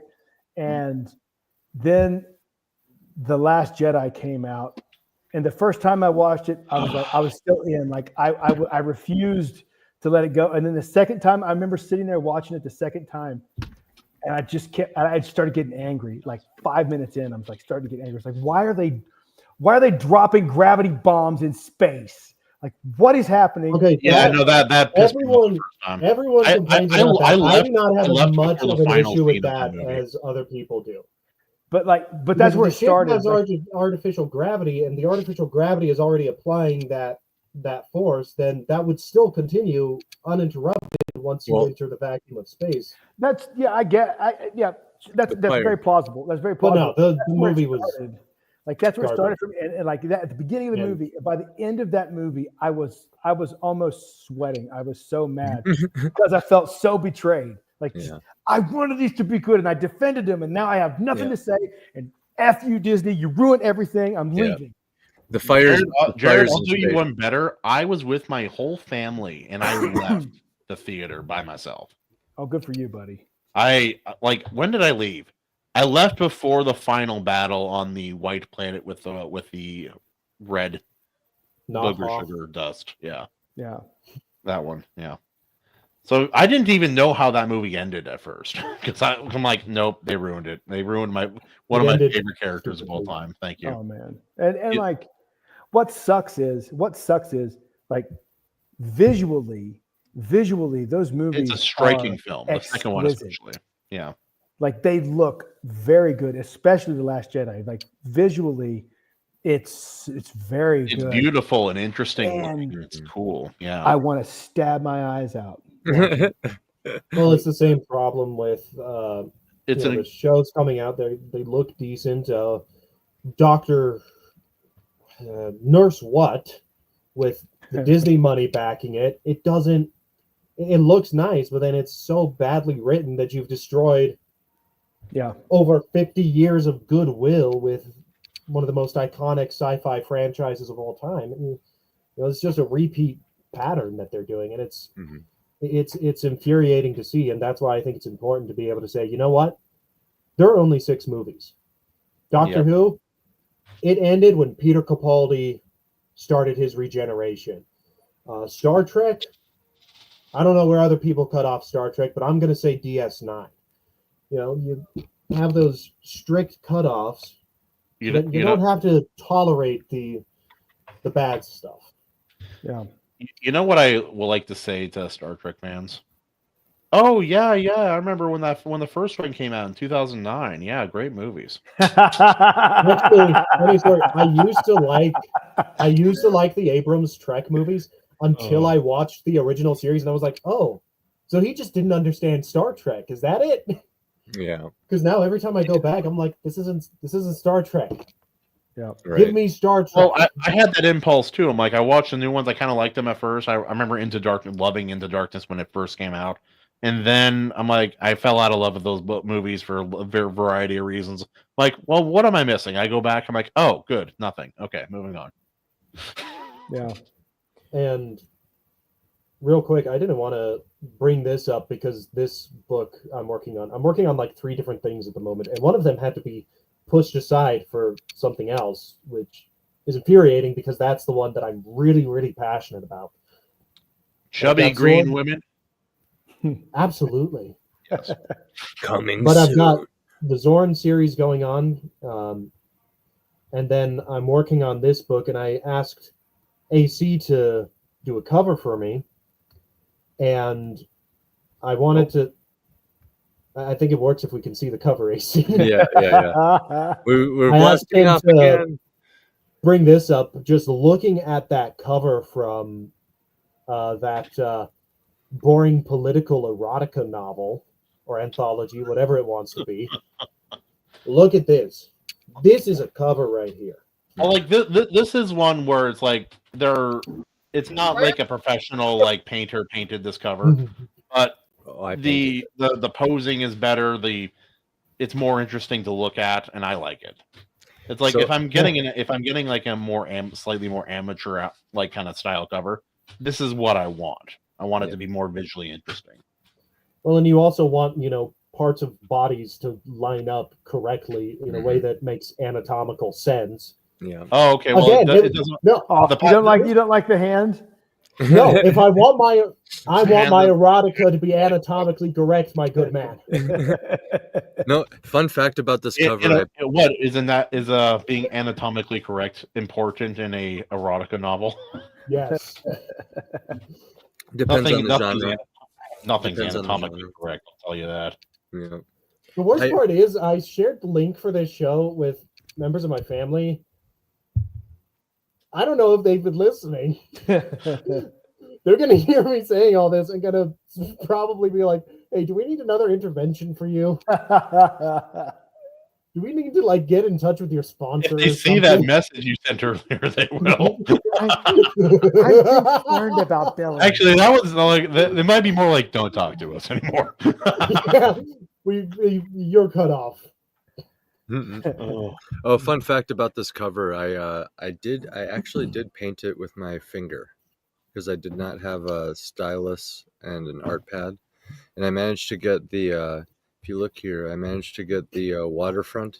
This waterfront here trails off to a castle off to the side. That's going to be fun. And I got some wreckage over here, so I got to have some fun with it. And I did like paint a lot of this with my finger, like the line work. That's all my finger and a touch screen, and just had fun with it. Like I've done smoke in the past, like with some other fun things. Like I did a fun RK spin-off on it was a play on the Akira, the Akira slide. Yeah.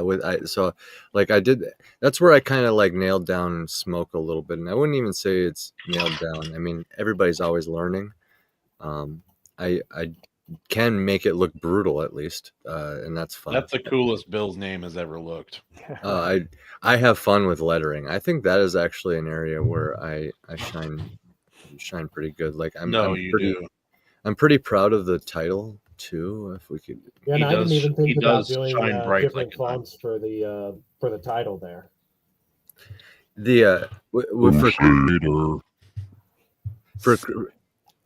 Go ahead. Nope. Oh, fine. I got to get it out. Sorry. Yeah. Crusader.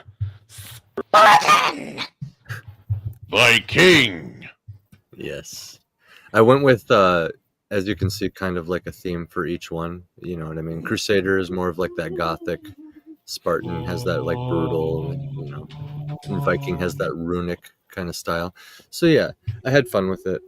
I can show you guys kind of how things my update for the week, since we're kind of in that area of the show here. My update for the week here.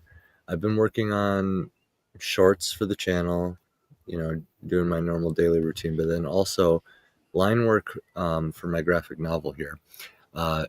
This here, the red panel here was the one I was working on, I think, and I got a nice cutout there. I'm gonna do more with it. I might do stuff like have like itching their bong around. Yeah, Kahuna's hitting the bong over there. I might do some, yeah. I might do some like white text on the black here, but I'm particularly proud of the ink of this. Wait, I need a little. Some bad Seth Rogen joke. All right, continue. All right, settle down.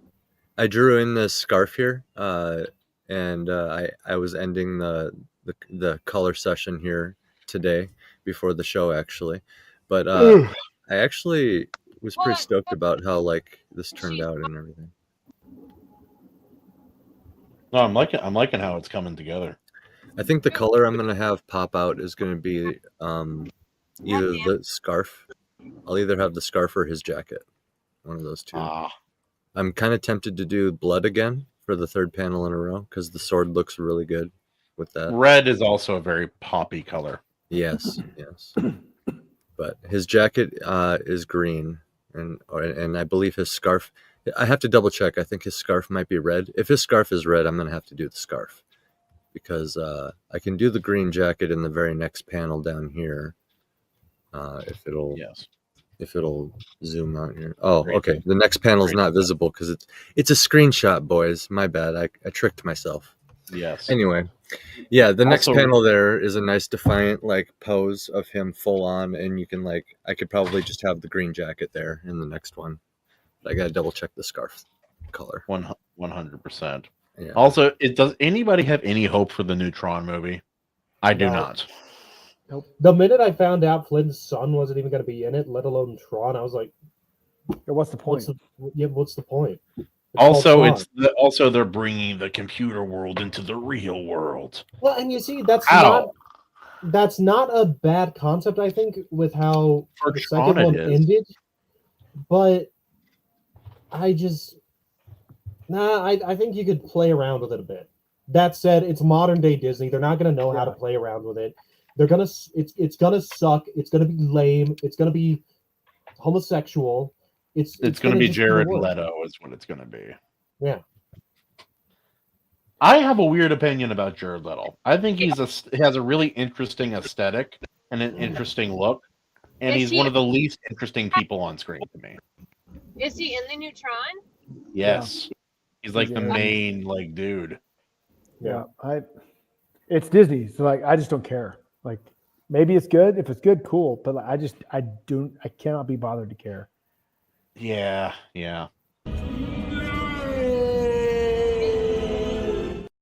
It's like when I was talking to Bill before the show and earlier in the show and before Andy was able to get back.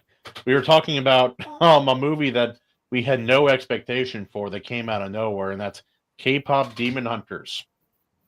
Against all odds. Good movie. Based.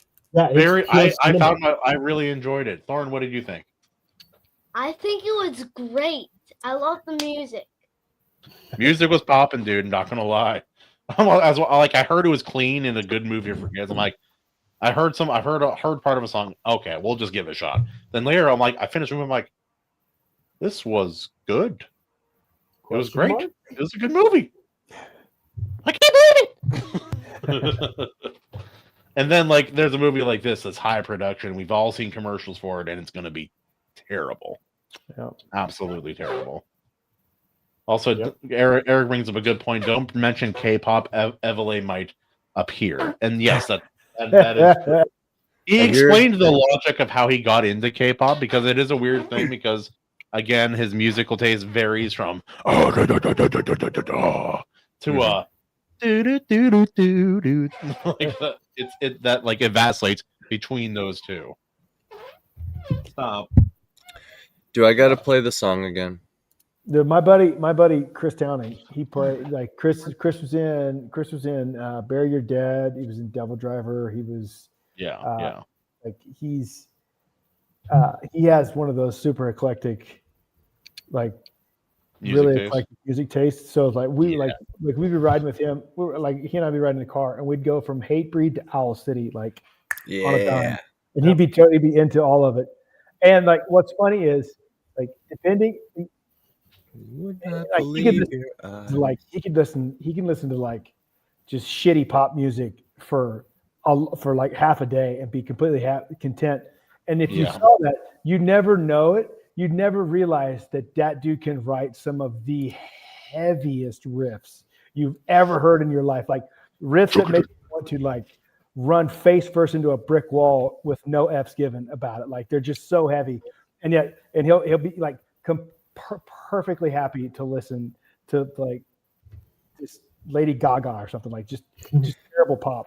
It's interesting how that goes hand in hand. My theory with that is the vocals and like the rhythms, because that's like almost a separate language.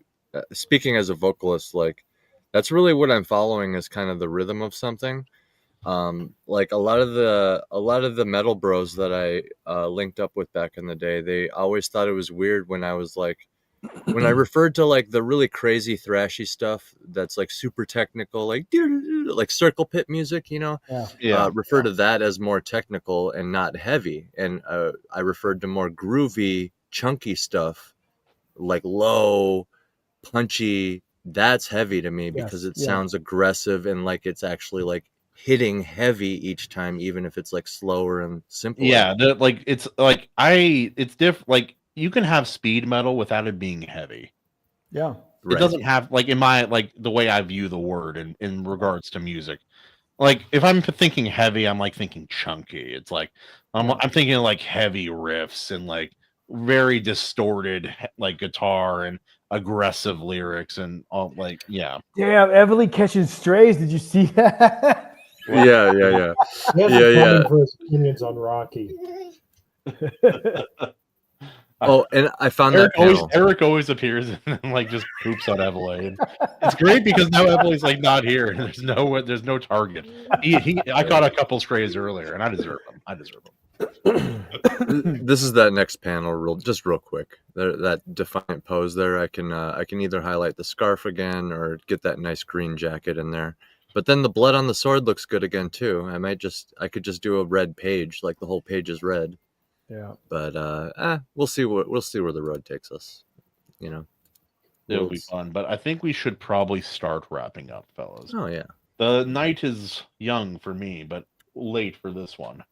He looks like he's very ready to. Yeah, see? No, he's fine. That's natural. It's very convincing. Thank God you look a little like your mom. Anyway. It's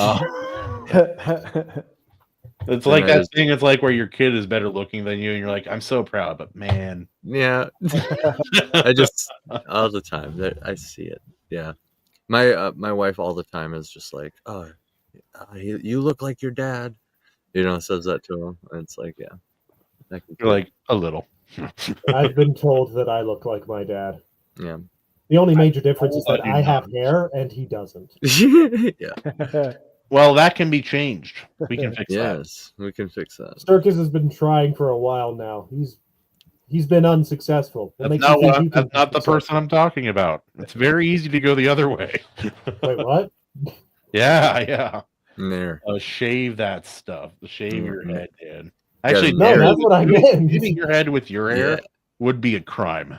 It would be. It would. Yeah, I'm glad you rock the fucking mop, dude. It's awesome. Like hair whips all day. Like mine's almost as long as yours. I think mine's just a little bit a little shorter and a little curlier. But by the way, next week and the week after, we will be starting an hour earlier to accommodate one of our biggest guests so far on the Iron Seas, Brandon McNulty. You guys can go check out his channel ahead of time. The movie we settled on is 1989 Batman, and he specifically wanted to watch it for research on his own end. So like our channels are very they line up perfectly actually, because he critiques a lot of movies and uses them as storytelling examples to basically educate people on like, here's a good character, here's a bad character. Good or bad writing. Yeah. Dude does freaking good job, man. No, I've been following him for like 4 years. Sick. Now I know why I recognize the name. Yes. Yeah. I've seen a couple of his stuff. He's the author of Bad Parts.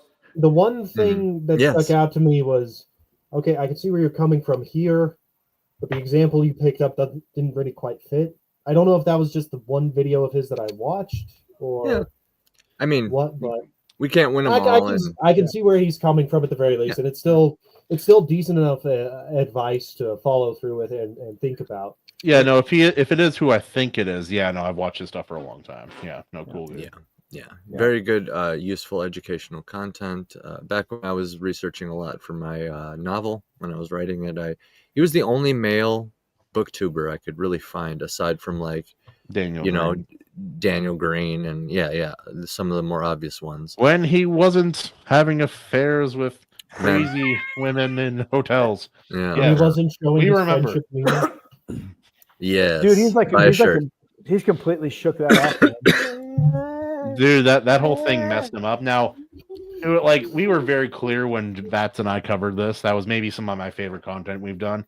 That was I so hate good. that that's true, but like, it's, I don't know. The riffing was good and laughs were to be had because the whole situation was so bad. And friendship wieners is a meme that will forever live in our hearts. Mhm. Yeah, I was supposed to actually be on there for a female. I remember, point of yeah. view. Well, I like found a bunch of stuff that nobody caught, so I was like all excited. I wrote a bunch of stuff down and like prepared. It didn't work out, and that's all right. But yeah, I know it remember why sucks. it didn't work out. It happens. If it's any consolation, you looked good. me. Yes. Devil by the Yes. Moon Night. And you also still had your clothes on, unlike the woman in her video talking Yes. about actual say. Yeah, salty. Yeah, trying to be careful here, but Enactment was wild, but being actually naked on video was wild. Yes, that was crazy. Honestly, based on her tattoos, I'm pretty sure she's used to it. Yeah. So I joined, and I had my straps down, so it looked like I was naked. And Andy edited it out because at the time, one of the other hosts that used to be with us, he like kicked me out right away for it, and I don't know, never brought me back. But it was just a joke. I was about to pull my straps back up. Because of Kahuna always being shirtless, not her, but Yeah. It's a running gag. She's like, Kahuna can do it. Why can't I? Yes. When are we going to be equal? Yes. There's only room for 2 nipples on this podcast. 2 nipples. Yeah. Who says I only have 2? Yeah. Kahuna the whole time. He's like, don't let her come back because she'll still. Yeah. I don't want the smoke. I don't want the competition. This isn't a free market. That Family Guy clip where it's like no girls allowed. It's like a fort or whatever it was. I think like Peter made a fort or something. Yeah. But yeah. An hour earlier next week, Brandon McNulty, Batman 1989 is the movie, and let me double check the week after because I believe we are going live with that one also. What's Babe, oh, hey, did yeah. Kahuna do shirtless or did the music play? What happened? Oh yeah, the music played. It's special. I'll play it one more time. And I'll prove it. See, babe, here I'll prove it. Here's the first one. We actually got 2. Here's the other one. Also, I don't know who Randy was, but that's someone I haven't seen before. It's kind of fun. Oh yeah, he's actually our friend. I'll tell you about him later, Kahuna. He's good shit. Okay, cool. Also, why is it with super chats? It messes up your words all the time. Every time I do a super chat, it changes the words. Sometimes after I send it. Oh, this is great. This is so good. The graphics accompanying it were. Oh yeah, we had fun with it. That was some primo stuff. Kahuna, you got to get a strobe. You got to get some strobes going when this. I used to have one, man. I used to have a strobe, a black light. I was like that kid. I had those. Just whenever we play this track, like strobes. Yep. We got the glow stick or something.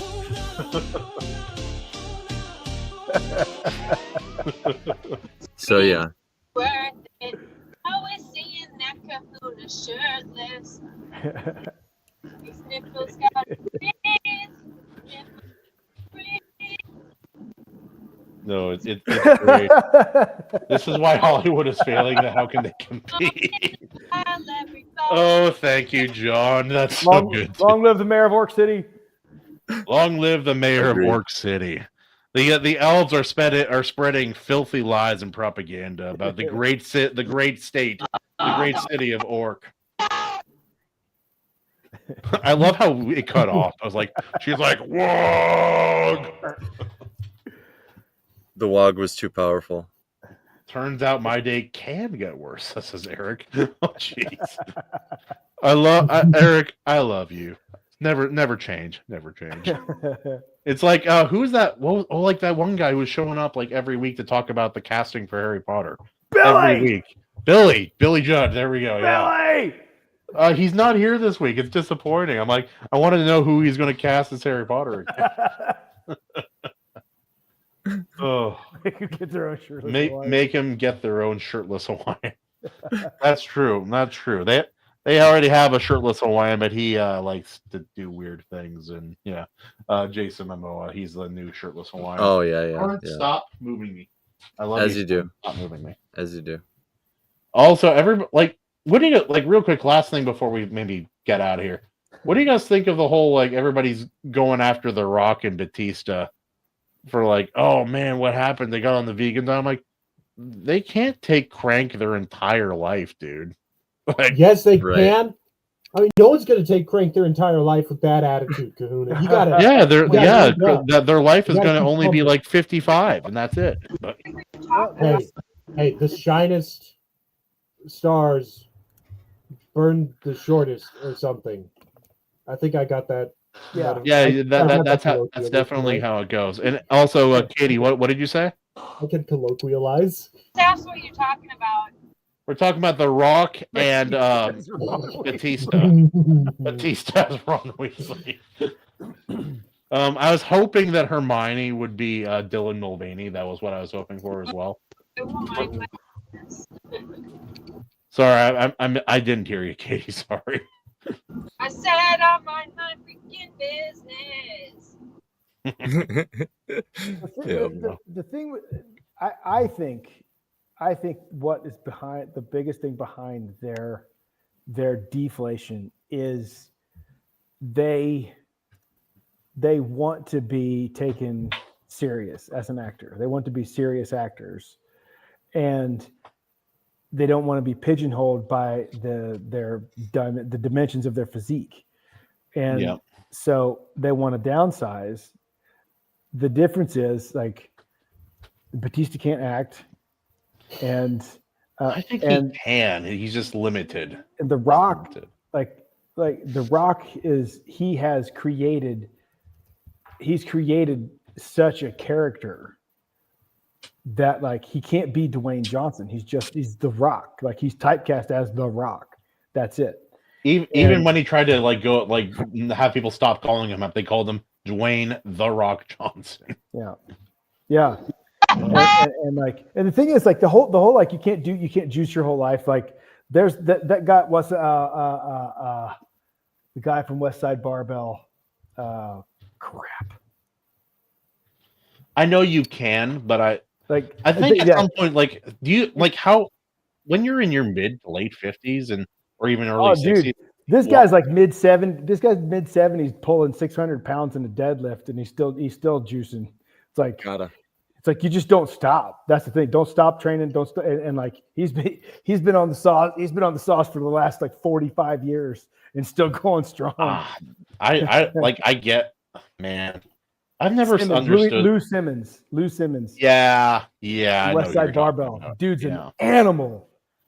I'm all for like people being active in their older age, but I think at some point I'm like, I don't know. I think it seems like continued use would cause problems a little bit, but who knows? I don't know enough about it. Dude, if I had the money they have, I might juice till I'm dead. Juice. I'll just keep juicing until they're putting a formaldehyde IV in me. You sound like the literal douchebag from like Food Wars. Or not Food Wars. What was it? That movie with Seth Rogen where they're all food. Remember that movie? Sausage Party. Sausage Party. That's what it's called. I know that exists. I remembered the damn guest. I remembered. Okay, Nick McNulty next week, an hour early. Check it. Batman 1989. The week after. All he said was Sausage Party. He's just like, we're out. Shut it down. Shut it down. Phoenix Press is the guest. The week after. An hour I have a great meme for that.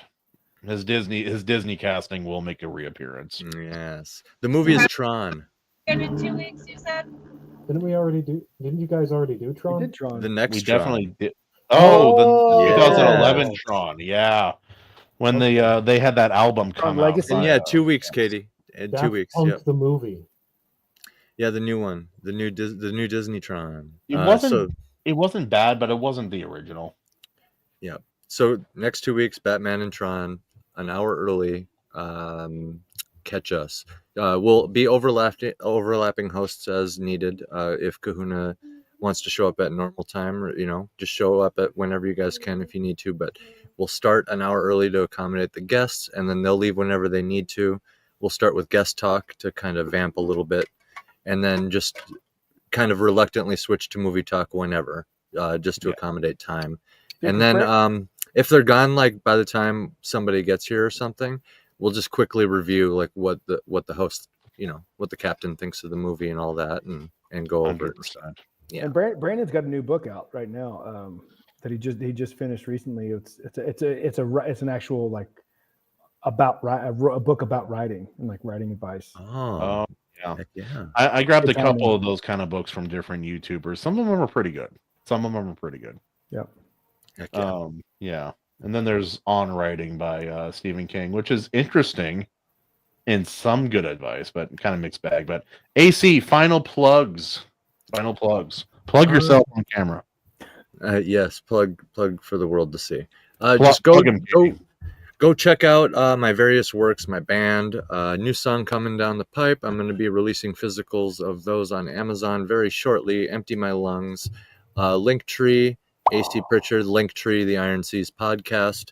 Go follow all of our stuff. Our Substack has flash fiction and all that. The Substack under mine has audiobook and all that. You can go back a comic with art from Luke Stone. I showed off some inks from comic with art from Mark Hatherley. So multiple comics in the works. Support wherever you want, even if that's just a share or a like or a comment. And yeah, that's all I got. Bill, how about you? Any last Bill. Yeah, I've got that Zorne series going. If you enjoy adventure, if you like space, because space is freaking cool, and if you have nothing better to do with your time, I mean, you heard it from Kahuna himself. It's You heard it, ladies and gentlemen. If Go you're at the check end of out- your rope, your life's falling apart, you're bored, have nothing to live for. Read Zorne. There you go. And just follow Zorne as he sort of is going on this journey of learning the ropes of how to be a defender, how to help people, and just finding out some of the hella whack weird shiznit that's just out there in the galaxy. With the help, I forgot to mention this, but in the defender cycle, he's under the tutelage of a more experienced defender, a Raxian by the name of Valen. And that was the first alien species that I developed for the world, were the Raxians. And yeah. I think that's just about all I can think of there. Well, All heck right. yeah. What about you, Jared? Gerard. Yes. Go. You can follow me on X at Jared Chrisman. Follow me on Instagram at We Are Missouri Breaks. YouTube at Corpus Chrisman at We Are Missouri Breaks. This week we have our first cast and crew meeting for the new film coming up. So it's going to be on Friday. So I'm really excited about that. I'm almost done with the first draft of the screenplay, or the first draft of the script. And then once I get that, then Daniel P. Riley will be able to work his magic and fix all of my problems. And I just did an interview. I just did a podcast called the Late Night Art Attack with Madness Entertainment Group, and you can check that out. You can check that out over there. Those guys were awesome. They did some really cool, like, I didn't know what I was getting into. So it's like when we were on there, when I was on there, like they were drawing characters, like there's a couple artists, and they were drawing characters from the film. So one guy drew Shooter, one guy drew Bill, and it was dope. They were So sick. really, really good. at what they do. They're very good artists, and it was so cool to watch that while we're having a conversation about the film. So go support those guys, Madness Entertainment Group. They're going. I'm going to be. The film is going to be on their Roku channel. They're in the final stage of approval at Roku, so they'll have their own channel on Roku. Tons of stuff on there. We'll be the first independent film on there. That's so fantastic. That's pretty cool. It's gonna be And exciting. then we're getting ready for. We're getting ready to shoot the trailer in about 6 weeks. So that's what's that's going to be awesome. I'm really excited to do that. So get back to filming. Oh yeah.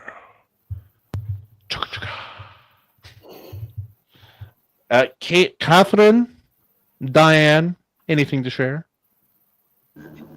I have really bad signal right now, so nope. It was nice seeing What? you all. That was mean. I'm sorry. Oh, there's always that guy. There's Couldn't that help guy. Dude, I would never have made it. I used to have aspirations when I was very young of being in the military. I would never made it in the military. I never had those aspirations. I would not get along with COs or drill sergeants at all. I would be the problem child for everybody. Yeah, absolutely. I am the Katie, first. Katie just texted me. She said, "Bad service, nothing to say. Nice seeing everybody." Sweet. Sends her love. So All right, I'm ready to take us out. Do it. When Zorne, stop doing things to my arm for just a second. All right. Wait, we need glasses for this. We got to do this right. Sweet boy. Ladies and gentlemen, Stop your engines! This has been the Iron Seas with Captain Kahuna, Captain H.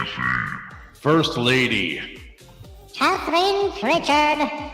our beautiful guest, Bilius, and of course, Gerard.